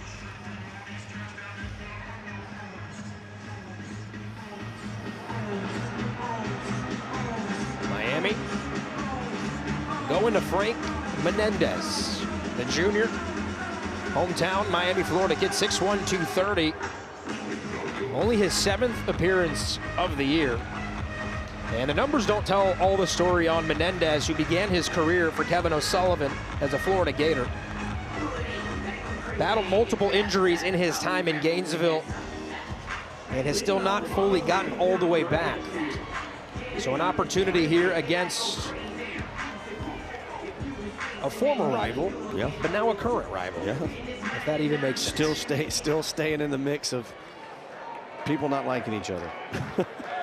He understands the feeling. Yes. There's a first pitch strike at his best. It's serious gas that once at Florida climbed 99 to 100. That time 96 miles an hour. And from the left side. And he's got wipeout breaking balls. I mean, he was a serious prospect and was in the Gators rotation to start the year a few years ago and went down in non-conference play. Never fully regained it. 2 seasons in Gainesville.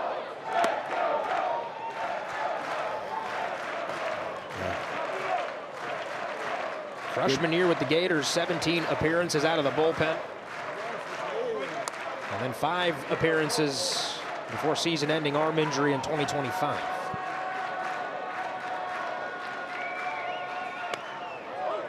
There's a strike at 95. What, arm looks good right now. At 95-96 tonight.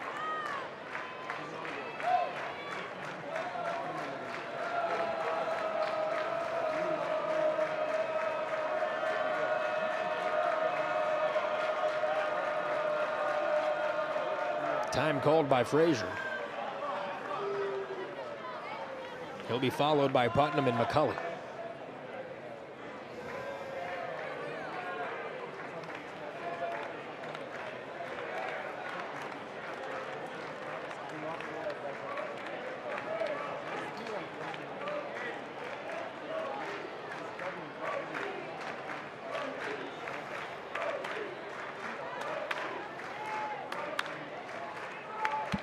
Two. Off the plate, count is full.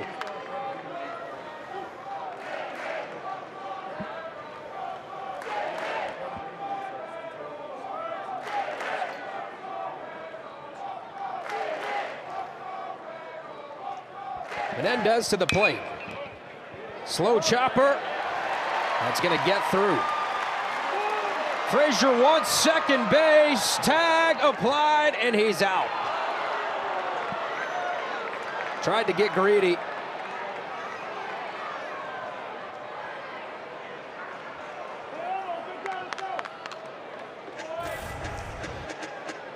I'll be honest with you, I don't hate this. He busted it out of the box from the rip. He thought he had an opportunity here. Ooh, it's close play actually. He swam, I mean, he might have been safe. He pulled that right arm back. I like the aggression there with nobody out, starting the inning off. So to go down as a single, thrown out on the base paths, trying to advance to second. Nice job by Torres. Tell you what, for as bad as Miami's infield defense is, they've got really good outfield defense. It's been really good tonight. Really good. All 3 guys run pretty well, strong arms. Yep. Cover ground, like you said, make Yep. good catches. Not afraid of the fence, find it. Well, Alvarez. I think Mendez was like pinball. trying to be at the same. I did the same thing he did. I mean, I think you catch this ball, it's a strike.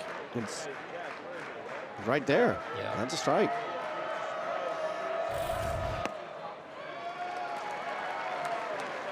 And Putnam will head to first, 4-pitch walk.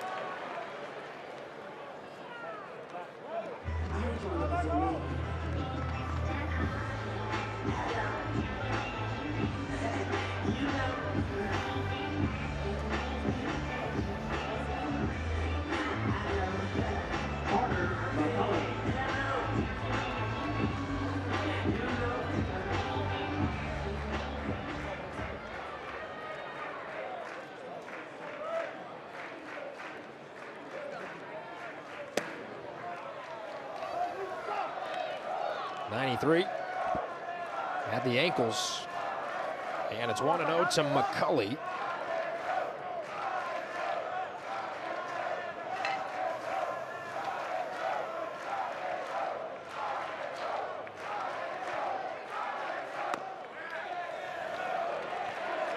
And quickly 2-0.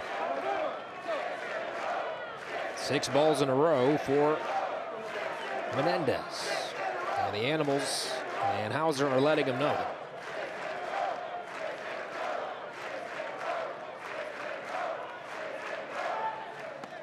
Now 7 balls in a row. And you see the velocity already going down too. From when he first came in, he was 5.6. Now it's been pretty much 93 every pitch, cutting everything off. Not getting that extension.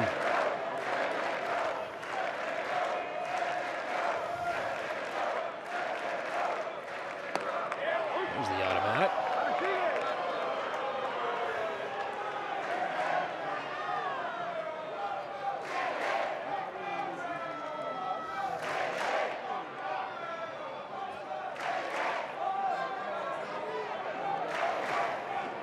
This is actually Menendez's second appearance against Florida State in his career. The first time against the Noles with the Gators. Only threw 5 pitches back on March 12th, 2024. I can already tell you what happened. I was going to say, let me guess. A walk. Worse. A bomb? No, hit by pitch. Oh, okay. My point was going to be, as soon as you do that, Sully usually runs out and pulls you. Right. I mean, and it's usually 5 or 6 pitches as a That's ball 4, because that's the second time he didn't. Clock violation, didn't even look at McCulley. Well, that was the second time, so he warned him, and then he get it again.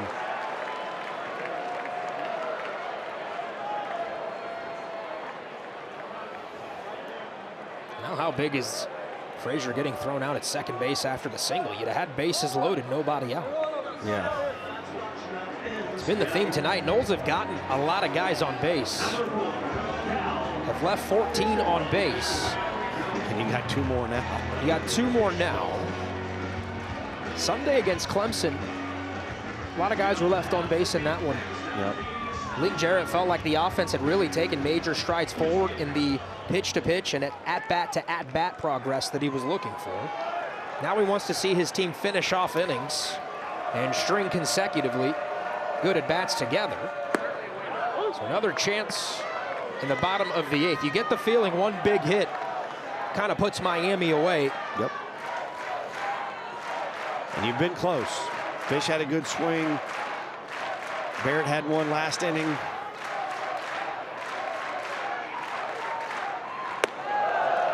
Breaking ball up. Way up. It is a hot, humid night, and you can see it on Menendez. I mean, if you're Fish, you got to be sitting fastball. He's shown he can't throw the breaking ball for a strike. I think he's only thrown 2. Gets away from Alvarez. Both guys advance 90 feet. Putnam to third. McCulley to second.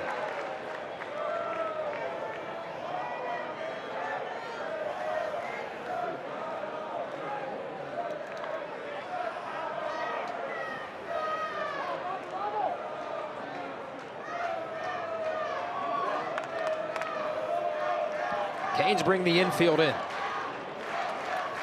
Try and cut anything down at the plate. 2-1 pitch to Fisher. Fastball climbing the zone. Yeah, late on that one. Beats the barrel. 2-2.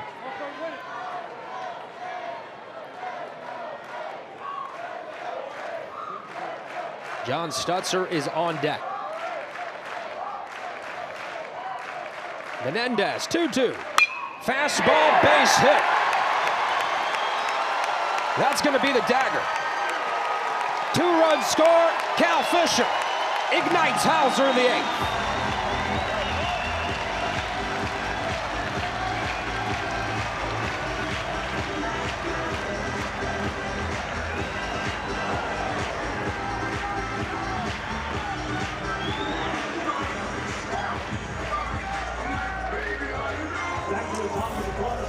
Big clutch hit right here from Fish.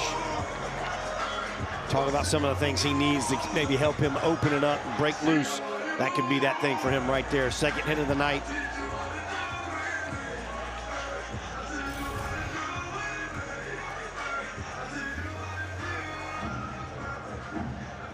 Laz Gutierrez going to run out there and talk to Menendez. Frank's just not been able to put all the stuff together in his fresh start at Miami. And again, Gutierrez is going to let him work through it. If you're Miami, you do need a guy like this out of your bullpen to figure it out, because you're searching for options. And I mean, the stuff's there. It's just, like you said, being consistent with it. He needs to be able to find that breaking ball. He showed a good one early to the first batter. Wasn't a strike, but it was good. It showed the bite, showed the spin rate. And then the fastball, you know, 93 to 96. 11 walks for Miami pitching tonight. That's going to drive J.D. Arteaga mad. Yeah. Ooh. It's a Florida State team that does not walk much. Bottom three in the ACC coming into the weekend in walks. I think you're also going to have Link Jarrett frustrated too, because you walked 11 times and you only got 8 runs in, left 14 guys on base. Chin music for Stutzer. Yeah, this is on a breaking ball, so I mean, you see the body language from Menendez too. I mean, right now he just, it's almost like, do you believe in yourself? Noles lead 8-1. 2-0. You've seen when he turns around just how frustrated he is, and you hate to see that. You want to see that positivity from someone, and that, when you get that negative, I mean, you see the 15 balls to 8 strikes. It's hard to be able to throw strikes when you got that. There's too much doubt right now running through his head. It's another 4-pitch walk, 12th walk for the Canes, and 3rd for Menendez. And that'll do it for Menendez. And JD's out of the Canes dugout.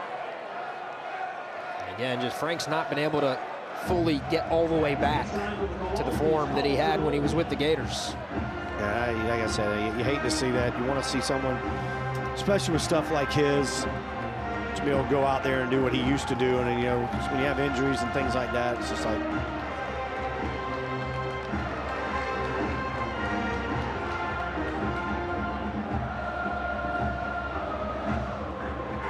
Noles have scored 2.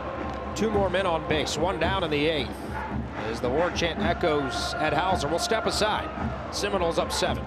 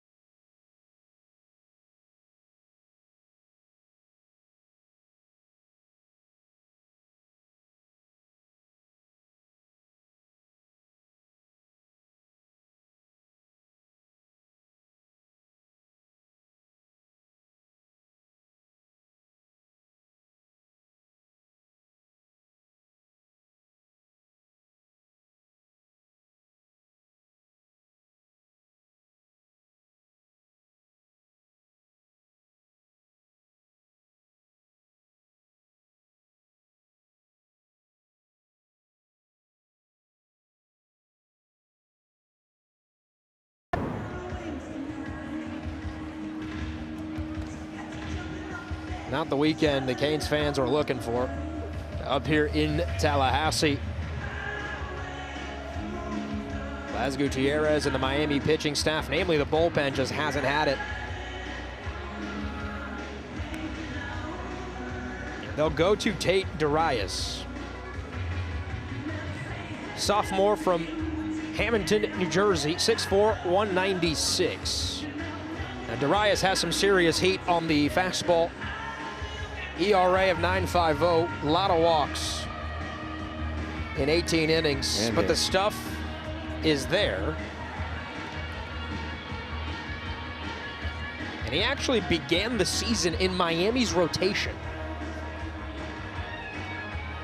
So many starts, as I count them out, 5 starts. 5. Yeah, 9 appearances, 5 starts. Didn't go the way that I think JD and his coaching staff were hoping, so they moved Darius to the pen. It's been better out of the pen for Darius this season. Shorter stints, asking him to do a little bit less, sometimes pitching multiple times in a weekend. And he's got electric stuff. If he can command it, it's as good as stuff on Miami's team. I do wonder, we haven't seen Nick Robert yet this weekend either. Another high 90s fastball out of the pen for Miami. maybe tomorrow. See 95 first pitch to Braden Dow.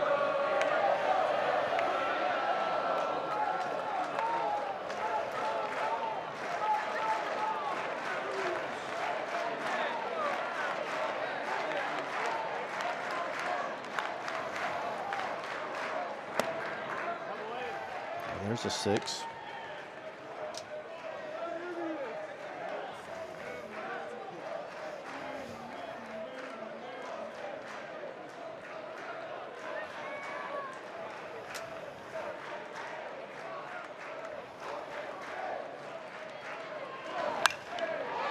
Shoots it through the other side, does Dow. They're going to slam the brakes on Fisher as Galvin quickly got the ball back in. Bases are loaded. 9th hit of the evening for the Noles. Good piece of hitting from Dowd there, too. Inside out swing, taking it the other way on a breaking ball kind of in.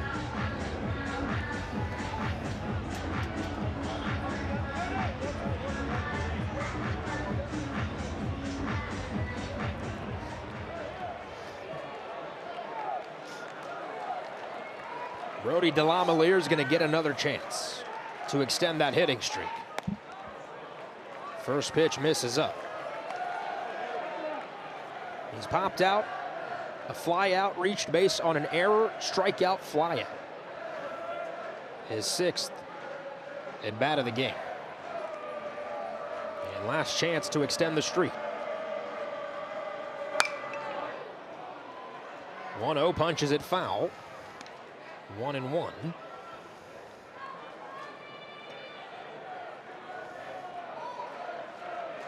Darius pitched against Florida State last season. 2 1/3 innings in Coral Gables. 3 hits, 3 runs, 2 home runs, a walk and 3 strikeouts. Misses that one low. That came in the game that Joey Vellini threw that complete game against the Canes on a Thursday night. Miami would then beat Florida State and Jamie Arnold in Game 2. And the Noles won the rubber match in Game 3. Couple of clutch home runs from the Seminole lineup, including one from Max Williams. That's another fun place to watch a baseball game. Mark Light Stadium, I love it. They got the milkshakes. Fans are passionate. I've never watched one in the stands. I know you played, and maybe that's not as fun. No, it's definitely fun. When you win. Delamelier extends the hitting streak, rips it to right field. 1 run scores, 2 runs score. Florida State has opened this thing up in the 8th.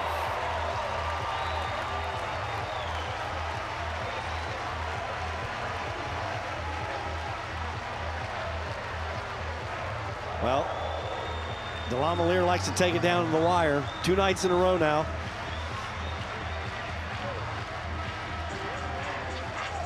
And again, great piece of hitting here. Pitch away, he goes with it, just drives it in through the 4-hole. 2 more ribbies for him as well. Extending the lead to 10-1.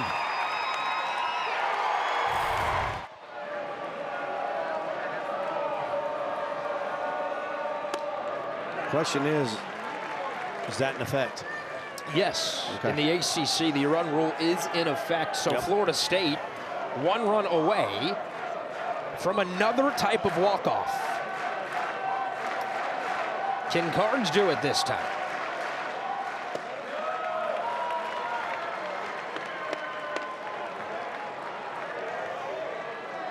Boy, Miami started this game in the top of the first. A second at-bat homer in the leadoff inning for Max Galvin, leading 1-0, and felt good about where things were headed. But it's been the Seminoles just punching back. And Miami's pitching staff, after Evans and what Glidewell's given them, has been up and down all season,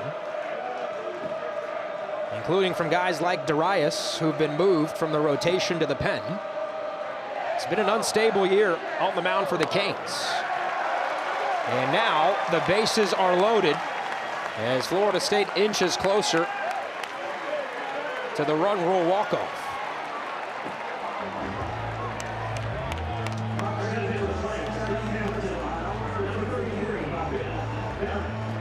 Barrett can just do what he did last at bat.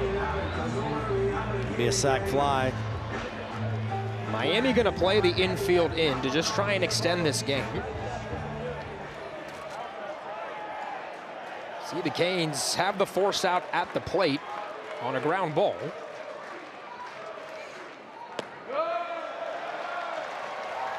Ball one to Barrett.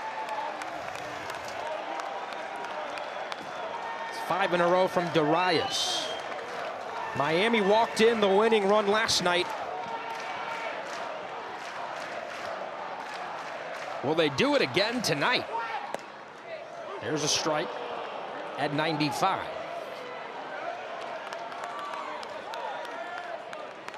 Javi Tomorrow, Bryson Moore, AJ Siskar. Knowles likely going for the sweep. Miami just trying to salvage a game before postseason. On the grounds, tag to third, throw home in time. Wow. The Canes turn the double play. I don't think he got third.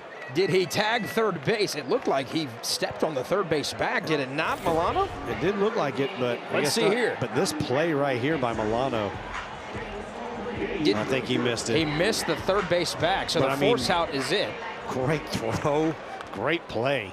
We talked Wow. about their infield, but Milano right there just made a heck of a play. So that's a fielder's choice. So Milano did not step on third base. Inning continues.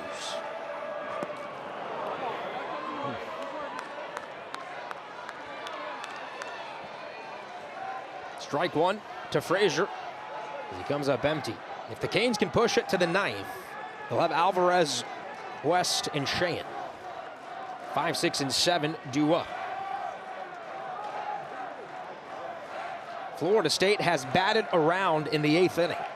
10th man to the plate.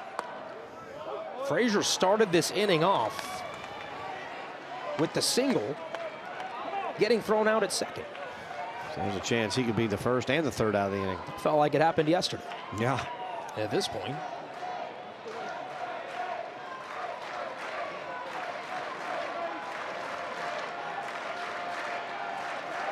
Darius has Frazier 0-2. That is a base hit. Florida State walks off Miami for a second straight night. And this time it's on the run rule.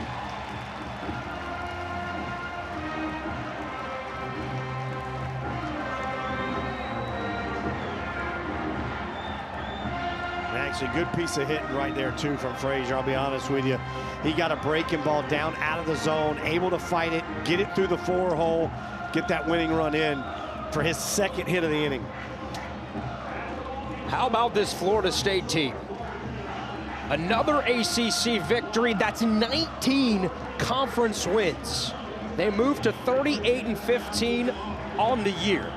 And it's the 10th straight game that Florida State's pitching staff has held a team to 6 runs or less. It's been dominance on the mounds from Link Jarrett, Mike Capozzi, and this Seminole pitching staff.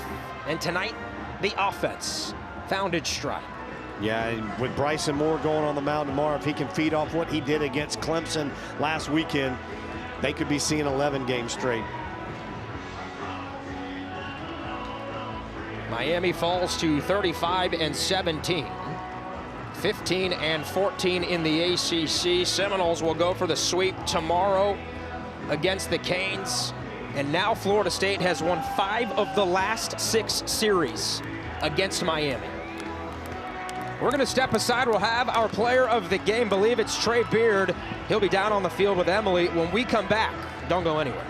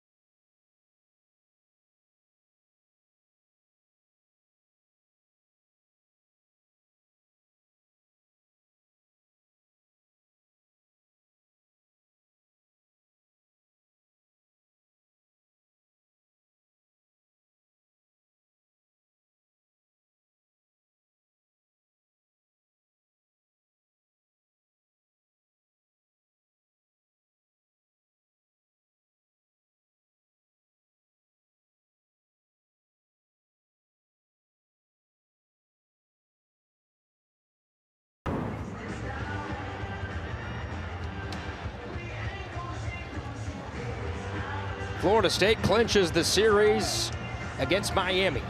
And it happens in 8 innings, a run rule. Trey Beard, the star tonight, he's down with Emily. Trey, we talked yesterday about this opportunity for you to finally pitch against the Canes. Well, you did it. What are your initial thoughts? I mean, it's awesome. I've got to watch them play us the last 2 years. I haven't got the opportunity to pitch against them, and it just feels great to finally get that opportunity. Yeah, and so the dramatics continue with the endings. Just want to go back really quick, though, to the first inning. What specifically changed for you mentally after that first home run? Yeah, I mean, it was just get ahead. I felt like I was falling behind a little bit early in the game, and then I feel like something clicked, and I just kept riding that. Let's talk about your teammate and reliever as well, Brody Purcell, coming out here and finishing the job. What does that do for your bullpen? Oh, I mean, it's awesome. I feel like all year I've had a lot of trust in our bullpen, and I feel like, I mean, this just builds it even more.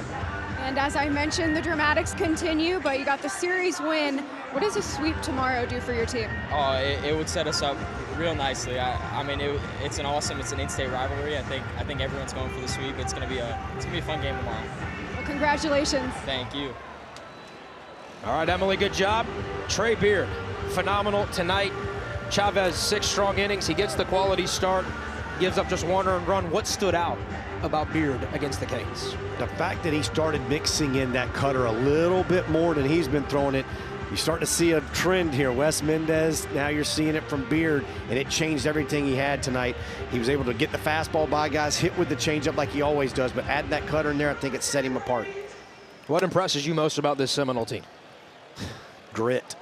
I mean, you look at it, and you especially look at the offensive side. You always had the starters, and you've had the bullpen being able to do what they do.